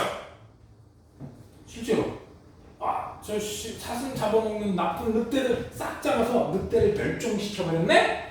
사실 늑대가 멸종까지는 안 갔어. 늑대 숫자를 엄청 줄여버렸네? 그랬더니 숲이 파괴되는 거야. 초원이 개작살났어. 왜냐? 사슴 개체수가 너무 늘어났어. 사슴 잡아먹는 애들이 없어지니까 사슴 개체수가 너무 늘어났어. 그러니까 사슴들이 뿌리까지 다 뽑아 쳐먹는 거야. 풀이까지 뽑아먹으니까 풀이 자라 못 자라. 즉 생태계의 가장 밑바닥이 초원이 개작살나는 상태가 벌어져. 그래서 어떻게 했어? 다시 늑대를 풀어놨어. 늑대를 풀어놓으니까 사슴 개체수가 조절되지. 그러니까 초원이 다시 살아나요. 그럼 인간은 뭐만 하는 건데? 늑대 개체수가 너무 많아지는 거 같지? 늑대 개체수 조금씩만 조절을 하는 거야. 생태계를 함부로 인간이 손대면 안 된다. 자, 먹을 사슬 이렇게 됐는데 1905년에 여기서 사슴 개체수가 증가. 왜? 늑대를 다 잡아 죽였거든. 여기서 왜 증가했냐고? 늑대를 다 잡아 죽였거든. 그 다음에 사슴이 그럼 너무 왜 떨어졌어? 늑대 없는데 왜 떨어졌어? 풀밭이 개작살한 거야. 풀밭 사슴이 너무 많으니까 즉 풀이 어느 정도를 받쳐줘야 사슴도 개체수가 유지되겠죠. 근데 사슴이 너무 많으니까 아래 단계가 너무 빈약해진 거예요. 생산자가 확 줄어드니까 1차 소비자도 타격을 받을 수밖에 없죠. 식물을 다 잡아먹었어. 그러니까 먹이가 부족하니까 자연스럽게 줄어든 거예요. 그래서 사슴을 보호하기 위해 늑대 사용을 허용한 것과 같은 인간의 활동 계획, 이게 중요한 거야. 인간의 섣부른 생태계 간섭은 오히려 생태계를 파괴할 수 있다. 우리나라에서도 비슷한 사건이 있었죠. 멧돼지 잡지 마라. 어쨌든 멧돼지 잡으면 안 된다고 난리를 쳤었어요. 그러니까 문제가 있어. 우리나라 산에는 지금 육식동물이 있어요, 없어요? 호랭이 있어, 없어? 솔직히 우리나라 6.25 이전까지만 해도 1900년 초 있지. 그때까지만 해도 호랑이, 표범이 있었어요. 근데 6.25 지난 다음에는 6.25 이전에 호랑이는 멸종을 했고 표범하고 늑대도 멸종한 걸로 알고 있어요. 6.25 지나면서. 여우도 1970, 80년대 되면서 거의 멸종 직전까지 갔었어요. 여우도. 근데 요즘 다시 복원사업 진행 중이고. 그러다 보니까 멧돼지 천적이 없어요.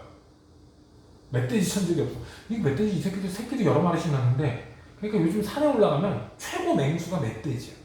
너네 멧돼지가 덤비면 어떻게 될 것 같아? 그 새끼들 잡식성이다. 진짜 잡식성이다. 잘못하면 사람이 멧돼지한테 잡아먹히는 수가 생길 거야. 근데 멧돼지도 한 50cm만 돼도 사람 힘으로 어떻게 해결 못해요, 그거? 응? 장난 아니야. 그러다 보니까 생태계가 파괴돼. 산에 먹을 게 없으니까 자꾸 논으로 내려와. 개체수가 너무 많으니까 민가까지 내려와서 논이고 밭이고 개작살 내놓고 가는 거야. 그래서 지금은 가끔씩 멧돼지 사냥을 허락합니다. 어느 정도 줄여놔야 돼, 자꾸. 너네들 이 근처에서 멧돼지 본 적 있니 없니? 없죠? 몇 년 전인가? 6년 전인가? 코로나 직전으로 기억을 하거든, 선생님이. 6년 더 됐겠다고. 우리 큰매 형이 그때 막 이제 공무원 이제 은퇴하셨거든? 정년퇴임 하셔가지고. 근데 옛날부터 이렇게 텃밭 가꾸고 이런 걸 좋아했어. 그래서 밭을 조그만 걸 하나 구해가지고 거기다 고구마를 심은 거야. 한 집당 한 고랑 이러면서. 근데 어느 날 연락이 와서 야 저기 다다음 주쯤에 고구마 캐려고 그랬는데 이번 주에 내려서 빨리 캐가라고. 큰일 났다고. 7고랑 심어놨는데 5고랑을 멧돼지가 다 파먹은 거야. 멧돼지 이 새끼들 땅 더럽게 잘 파요. 고구마 되게 좋아. 달달하니까. 감자는 단맛이 없지만 고구마는 달달하잖아. 그러니까 멧돼지들이 환장을 하고 다 쳐먹어 그거. 거기다 그 밭이 산에서 농경지 넘어오는 그 경계선에 있으니까 멧돼지들의 1호 타겟이 된 거야. 그래서 7고랑 중에 5고랑을 다 파먹었어. 그래서 그래요? 그러면 요번 주에 내려가서 캐야겠네. 갔더니 한 고랑 남았어. 그 며칠 사이에 한 고랑 더 파먹었어. 밤에 내려와가지고. 그래서 원래는 한 집에 한 고랑씩 해서 한 2-3박스씩 가져와야 되거든? 한 집당 비닐봉지를 한 봉지씩 들고 왔어. 원래는 꽤 많이 가져갔어. 멧돼지가 다 파먹어가지고. 이 새끼들 생각보다 되게 철저하게 파먹어요. 조그만 것까지 요만한 것도 별로 안 남겨놓고 다 파쳐먹어. 한 고랑 남은 거 가지고 우리 저 형제들 진짜 한 봉지씩 나눠갔다니까? 한 봉지씩. 야, 저 서울에서 내려온 사람 기름값이 더 비쌌을 거야. 원래는 한 집당 그 라면 박스 있죠? 라면 박스를 한 집당 2-3개씩 들고 갔어야 됐거든. 근데 멧돼지가 다 먹은 거야. 그래서 요즘은 멧돼지가 농경지 파헤치면은 경찰에 신고하면 경찰에서 사냥 허가를 해요. 경찰에서. 그래서 유해주로 일단 하면은 헌터가 있어. 우리나라에도 헌터가 있어요. 그래서 연락하면은 각 도별로 몇 명씩 이게 지정이 돼 있나 봐. 자격증 있는 사람들이. 그래서 그 사람들한테 연락이 가. 그러면 잡아가지고 사진 찍어서 보내잖아? 그러면 그 면사무소에서 포상금을 줘요. 근데 일반인들이 사냥을 하려면 한 마리 잡을 때마다 얼마 돈을 내야 돼. 그리고 1인당 2마리 이상 잡으면 안 돼요. 한 마리 잡는데 뭐 몇만 원씩 돈을 내야 되나 봐. 사냥을 할 때. 대신 얘는 가져갈 수 있어요. 그래서 시골 가면 멧돼지 고기 전문점 이런 거 하는 사람들 있지? 대부분 그 헌터들하고 연결되어 있는 사람들. 멧돼지 고기가 생각보다 노린내가 심해요. 그래서 우리 돼지 그냥 일반 보통 돼지 입맛인 여러분들은 먹으면 이상해 냄새나 이런 느낌이 들 수 있어. 근데 시골에 있는 어르신들은 좋아하시죠. 그리고 그 누린내를 별로 신경 안 쓰는 사람들 그 멧돼지 특유의 향이나 이런 게 있어가지고 육질이 있어서 되게 좋아한다고 합니다. 요즘은 내가 봐도 산에 멧돼지가 너무 많습니다. 함부로 생태계를 관여하면 어떻다? 오히려 평형이 깨질 수 있다. 요거 중요한 거야. 사람이 인위적으로 생태계에 관여를 하면은 오히려 생태계를 파괴할 수 있어요. 오케이?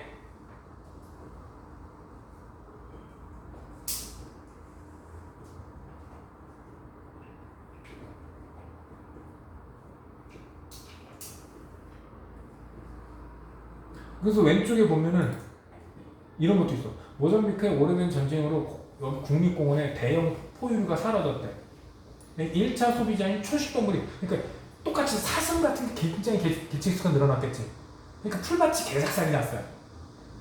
초식동물 때문에. 그래서 2차 소비자인, 즉, 이 초식동물을 잡아먹고 사는 애들 있지. 얘네를 일부러 털어놓은 거야. 일부러. 생태계 복원용으로. 그랬더니 초원이 살아나는 거지. 아프리카 들개가 초식동물을 잡아먹어서 1차 소비자 개체수가 좀 줄어드니까, 그러니까 생산자, 즉 초원이 다시 살아났다. 그럼 사람은 뭐만 하면 돼? 최종 소비자 숫자가 너무 많아지게만 안 하면 개체수 어느 정도 조사해서 개체수가 너무 늘었다. 그럼 그 숫자만 조정해주면 생태계를 어느 정도 컨트롤할 수 있어. 즉 사람의 관여는 최소한으로 하는 게 생태계에 가장 좋습니다. 물론 내비두면 어떻게 될까? 지들끼리 잡아먹고 굶어 죽고 하면서 어느 정도 유지를 할 거야. 대신 시간이 너무 오래 걸리겠죠.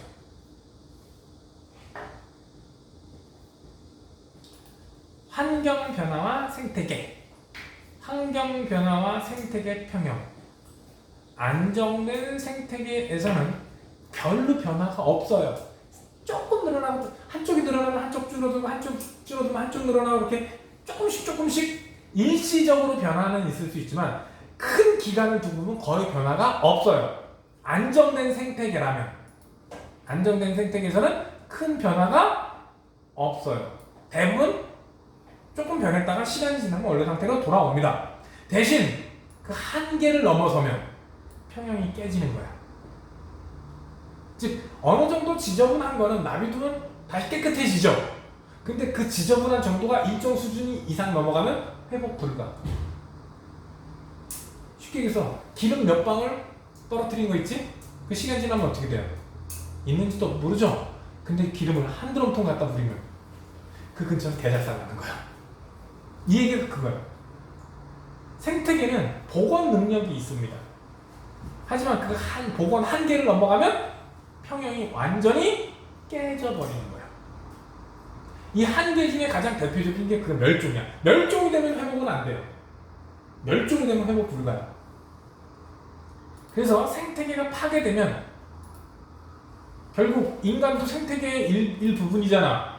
인간한테도 분명히 영향이 올까 안 올까? 돌고 돌아올 거야. 생태계가 파괴되면 인간을 비롯한 모든 생물의 생존이 위협을 받을 수 있어요. 생태계를 회복하는데 오랜 시간과 노력이 필요하게 될 겁니다. 그래서 요즘 멸종 안 되게 하려고 노력을 많이 하는데 인간이 발달을 할수록 환경을 졸라게 많이 깨부수고 있죠. 그치? 특히 도시화되면 어떻게 돼요? 도시화. 너는 최근에 맨흙 밟아본 적이 언제냐? 넌 내가 맨 땅 좀 가서 밟으라 그랬는데 밟아 안 밟아? 하여튼 말 1년째 안 듣고 있어 이 새끼. 선생님 일주일에 한 번은 나가서 밟아. 선생님 집 앞에 생겼더라 얼마 전에. 그래서 한 달쯤 전부터는 일주일에 한 번씩 나가서 일부러 맨발로 걸어요. 한 30분 걷다가 맨발로. 거기 수도도 있어서 되게 좋아. 특히 요즘같이 더울 때 나가서 한 번 걸고 시원한 물에 발 수 있으면 더운 것도 좀 한풀 꺾이고 너무 잘 만들어놨어. 우리 집에서 한 5분 거리에 있더라고. 걸어서. 너무 좋아. 그래서 요즘 일부러 나가서 그 황토끼를 걷다 와요. 너네 집 주변에도 찾아보면 분명히 있을 거야. 귀찮아서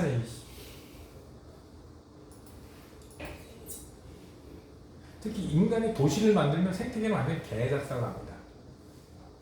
너네 저기 영통역 근처 알아요? 영통역에 안 가봤어? 그 롯데백화점에 있는데 지금은 극장 없어졌지만 영통역 있는데 안 가봤어? 안 가봤어? 와우. 선생님이 거기 1995년에 처음 가봤나 거기를? 그쪽 동네를? 논밭이었어요. 진짜 아무것도 없었어 거기. 아파트 단지 그런 거 아무것도 없었어. 근데 지금 가면 풀이한 거, 다 콘크리트로 덮였어. 왜? 개발한 거야. 그 정도로 파괴되면 사실상 복원은 불가능해요. 그거 복원하려면 몇백 년이 아니라 1000년 단위가 필요할 거야. 콘크리트 건물 다 부서지고 뭐 이렇게 될 때까지 기다려야 될 거야. 자, 생태계 평형을 깨트릴 수 있는 원인 중에 자연적인 원인도 있지만 문제는 인간의 활동, 지진, 화산, 태풍 등 이렇게 자연재해가 있을 수 있어. 근데 자연재해에서 일어나는 거는 솔직히 뭐 화산 터지고 이래가지고 완전히 싹 쓸려 내려가기 전에는 시간만 충분히 지나면 회복이 될 거예요. 이제 서식지가 파괴되고 생태계의 먹이 구물의 변화가 생길 수 있어서 할 수 있는데 이거는 이제 범위가 크게 일어났을 때 생태계가 파괴될 수 있고 웬만하면 회복이 가능한 건데 문제는 인간의 활동입니다. 무분별한 벌목. 1년에 열대 우림이 우리나라 면적의 20% 정도씩, 즉 2개 도만큼씩 없어지고 있대. 아마존 숲이 5년이면 우리나라 면적만큼씩 없어지는 거예요. 이 벌목이 엄청 심해요. 우리나라는 나무 함부로 나무 베면 안 되거든. 근데 지금은 뭐 근데 문제가 1970년대 80년대 우리나라에 그냥 산에다 나무 심기 운동, 식목일에 나무 심기 뭐 이런 거 많이 했거든. 근데 문제가 있어. 쓸모 있는 나무를 심는 게 아니야 그때. 쓸모 있는 나무가 생각보다 많이 심지 않았어요. 그때 많이 심은 것 중에 하나가 그냥 우리나라에서 잘 자라는 소나무, 아카시아. 소나무하고 아카시아 많이 심었거든. 근데 문제는 아카시아는 특히 그 거친 땅에 잘 자라요. 근데 이제 걔네들 수명이 다 해갖고 이제 죽어 없어지고 있거든. 그래서 우리나라가 아카시아 꿀을 생산량이 확 줄어들었다 그래. 그것도 그렇고. 문제는 써먹을 데가 별로 없는 나무들이었어요. 목재로 쓸 수 있는 나무가 별로 없었어요. 근데 요즘은 이제 얘네들 산불 나고 이러면 쓸만한 나무로 심어주는데 함부로 막 베는 게 이제 산불 안 나고 한 30년 지났으면 쓸만한 나무들이 생겼겠지? 30년, 40년 지났으면? 그러니까 이거 막 일부러 막 몰래 베고 이런다고. 근데 나무가 없어지면 숲이 파괴되는 거고 그럼 생태계가 무너지게 돼 있어요. 그래서 함부로 나무를 베도 안 되는 겁니다. 개발은 얘기했을 거야. 개발은 인구 증가, 그리고 인구가 증가하니까 살 데도 있어야 되고 먹을 것도 더 많아야 되고 그래서 숲을 파괴해서 아파트를, 도시를 만든다거나 농경지를 만들어요. 그래서 산림이 파괴됩니다. 그래서 문제가 돼요. 그리고 이거 앞에서 얘기했지. 농경지는 생물 종 다양성이 매우 낮다. 뭐라고? 농경지는 생물 종 다양성이 어떻다? 매우 낮다. 종 다양성이 낮다라는 얘기는 굉장히 불안정한 생태계다. 배추밭은 누구만 커? 배추밭은 배추만 키우잖아. 한 종류 위주로 자라기 때문에 종다양성이 떨어져. 종다양성이 떨어지는 건 불안정한 생태계다. 그리고 뭐 환경오염. 요즘 플라스틱이 문제죠. 폐기물도 굉장히 문제야. 폐기물 거의 대부분 잘 안 썩는 재질이라 튼튼하고 안 썩는 재질 바닷속에서 어마어마하게 지금 쌓여 있거든요. 옛날에 몰래 많이 버리기도 했고 폐기물 때문에 지금 물고기가 잡히는 비율이 확 줄 정도로. 폐플라스틱. 야, 플라스틱은 얼마나 버렸으면 태평양에 우리나라 면적만큼 넓은 쓰레기섬이 2개나 있대. 어마어마한 거야. 웃긴 거는 플라스틱이 원래 일회용이 아니거든? 최초 1960년대, 70년대 처음 만들어질 때는 이게 일회용으로 만들어진 게 아니거든? 근데 워낙 만들기 쉽고 대량 생산하기 쉽고 찍어내기 쉽지? 일회용으로 쓰기 시작한 거야, 그거를.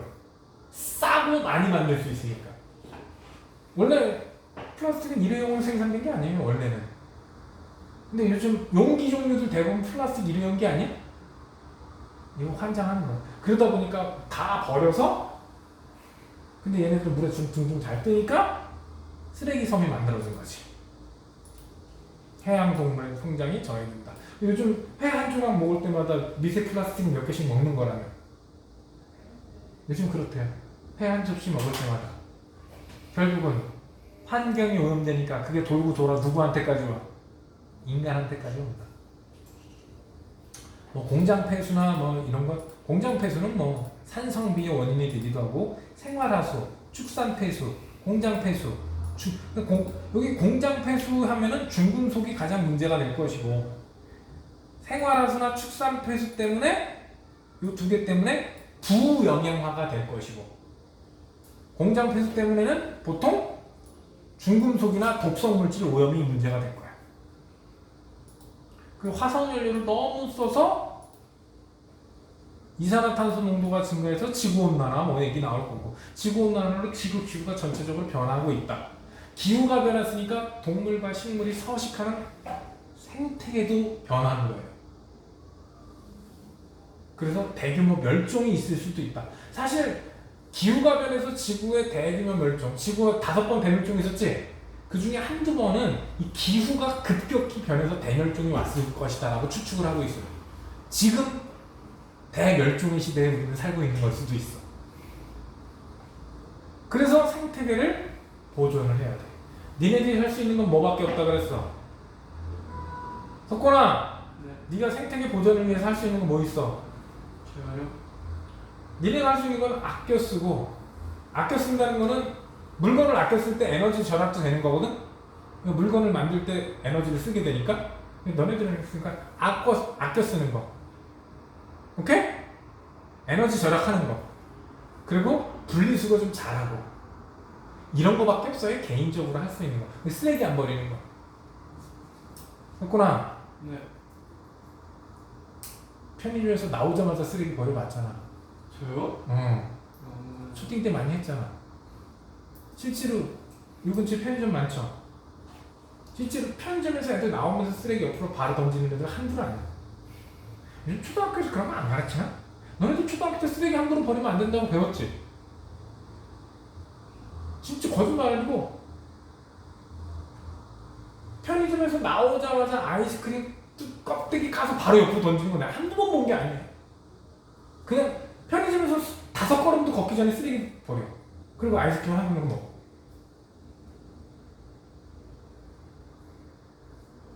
그건 가정교육이 좀 잘못된 것 같아. 왜? 양심에 많이 찔려? 그 웃음은 양심에 엄청 찔리는 웃음인데? 석구나, 네. 안 찔려? 찔려 안 찔려? 안 찔려요. 양심에 털 나는 거 저거. 그리고 보존 가치가 있는 생태계 국립공원이나 보호구역으로 지정해서 관련다. 이건 우리가 할 수 있는 게 아니죠?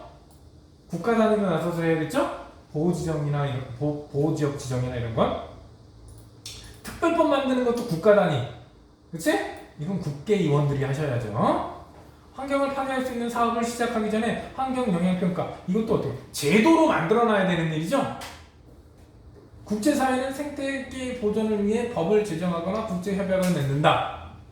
이거는 국가 단위에서 해야 될 거고, 기후변화의 원인 중 하나인 이산화탄소 배출량을 낮춘다. 이것도 국제협약 단위로 해야 될 거고, 도시의 옥상 정원을 가꾸거나 숲 공원을 조성해서 하천 보건 사업 이런 거를 해야 된다. 이것도 국가에서 제도화해야 돼. 우리가 개인적으로 할 수 있는 건 뭐 여기에는 없어.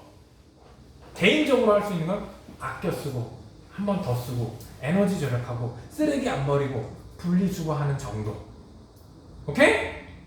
그리고 요즘은 하천이 대부분 생태 하천이라 그래서 선생님이 고등학교 다닐 때는 하천은 어떤 게 좋을까? 일자로 쭉쭉 콘크리트 다 도배해 놓는 게 좋은 거였어. 근데 지금 하천 어떻게 해요? 그 일자로 쭉쭉 아니지? 굽이굽이 가운데 다리 같은 것도 있어서 물이 스스로 이렇게 산소 공급이 되고 이런 게 생태 하천이죠. 선생님 중고등학교 때는 하천 보건사업 한다, 보건사업을 한다, 하천 정비사업 한다, 무조건 콘크리트를 다 덮어서 일자로 쭉쭉. 근데 그게 좋은 게 아니야. 요즘은 생태하천, 요즘 웬만하면 다 생태하천이죠. 근데 청계천도 생태하천이라고 그러는데 반만 맞는 얘기고 반이 맞는 것 같아요. 콘크리트가 돌멩이가 너무 많이 덮여있잖아. 청계천 가본 사람? 야, 청계천 완성된 지가 몇 년인데 한 번도 안 가봤냐? 한 번도 안 가봤어? 이제도 모르겠. 한 번도 안 가봤어? 어딘지 모르겠어요. 와, 촌놈들! 위치 가르쳐 줄게. 혹시 서울에 갈 일 있으면 한 번 정도 가보세요. 알겠냐?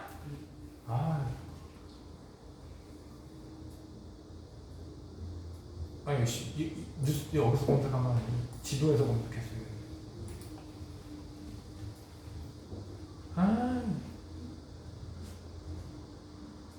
종로 쪽에 있어요. 어디 있다고? 여기가 종로 5가 여기가, 응? 여기 하천 이렇게 보이죠? 이게 청계천이야. 종로 3가 쭉 보면 여기 쭉 있는 이 라인이 청계천이라고. 그래서 보통 어디서부터 사람 야 저로 가. 여기가 이제 시작점이거든. 청계광장 이제 시작점이거든. 여기가.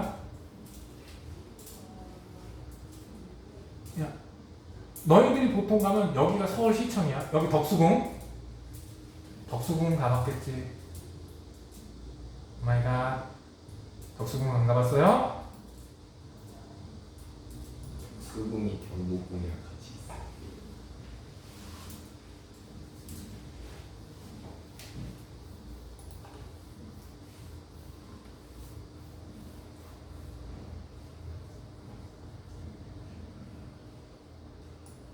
여기에 덕수궁이 있지.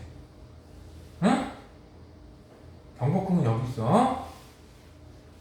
서울시청 앞, 시청 있지? 시청 앞에 있는 게 경복궁, 덕수궁. 오케이? 덕수궁 앞에 있는 거 남대문. 숭례문, 덕수궁 앞에 있는 거 숭례문. 시청 근처에 있는 거.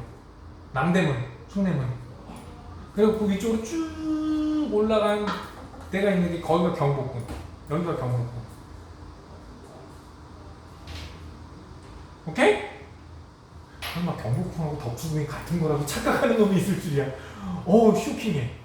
근데 우리가 보통 가면은 시청 근처로 많이 가거든요. 여기 지방에 올라갈 때. 근데 여기 시청에서 걸어서 청계천을 갈 수 있는 거리예요.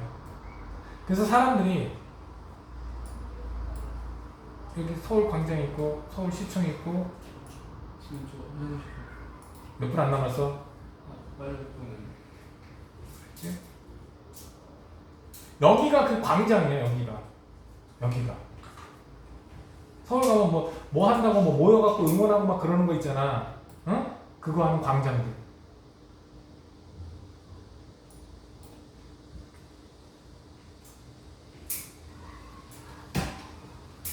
아씨, 한 번도 안 가봤나 봐. 이수신 동상이 여기 있는 거. 아까 경복 광화문 앞에 무슨 문? 광화문 앞이 여기가 보통 우리 모여갖고 시위도 하고. 경복궁 여기 있죠? 그 앞에 우리 요 앞이 맨날 모여서 시위도 하고 월드컵 한다 그러면 사람들이 와 모이는 장소 있지? 이수신 장로 동상 근처. 거기가 여기야.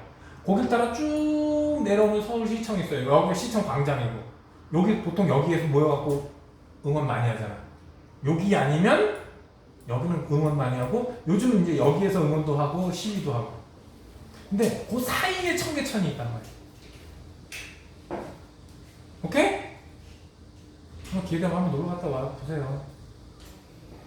요 근처는 가봤을 텐데. 여기 보면은 그래, 세종문화회관 이런 거 있잖아요. 요 라인에 세종문화회관 있잖아요. 여기서 버스 타고 가면 버스가 여기에서 이렇게 돌아 내려올 가능성이 큰데. 여기서 근처에서 버스 타면.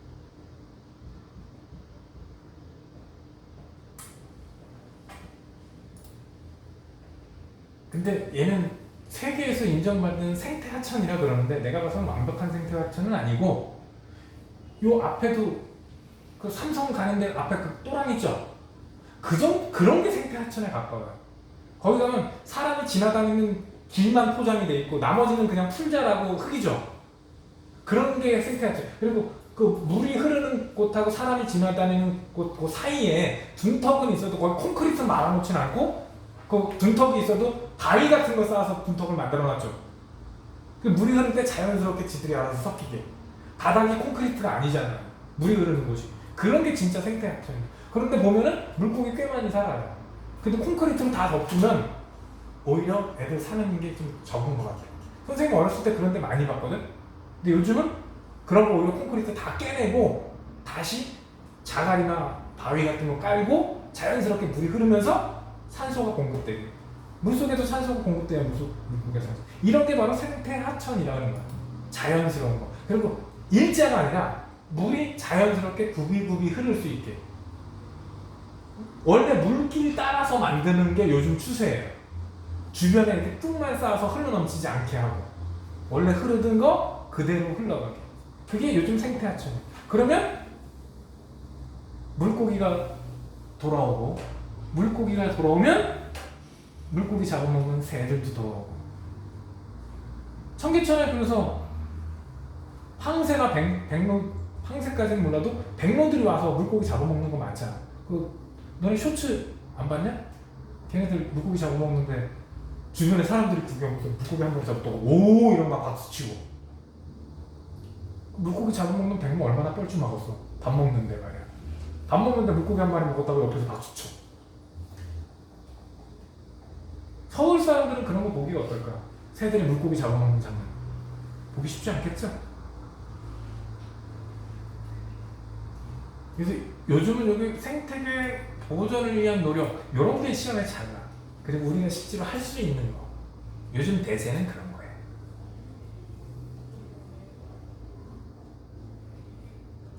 그래서 다음 주까지 문제풀이 숙제가 여기까지 해오시면 되겠습니다.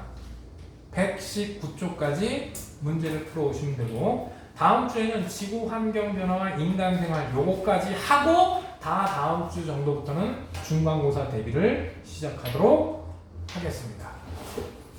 자, 오늘 수업은 여기까지인데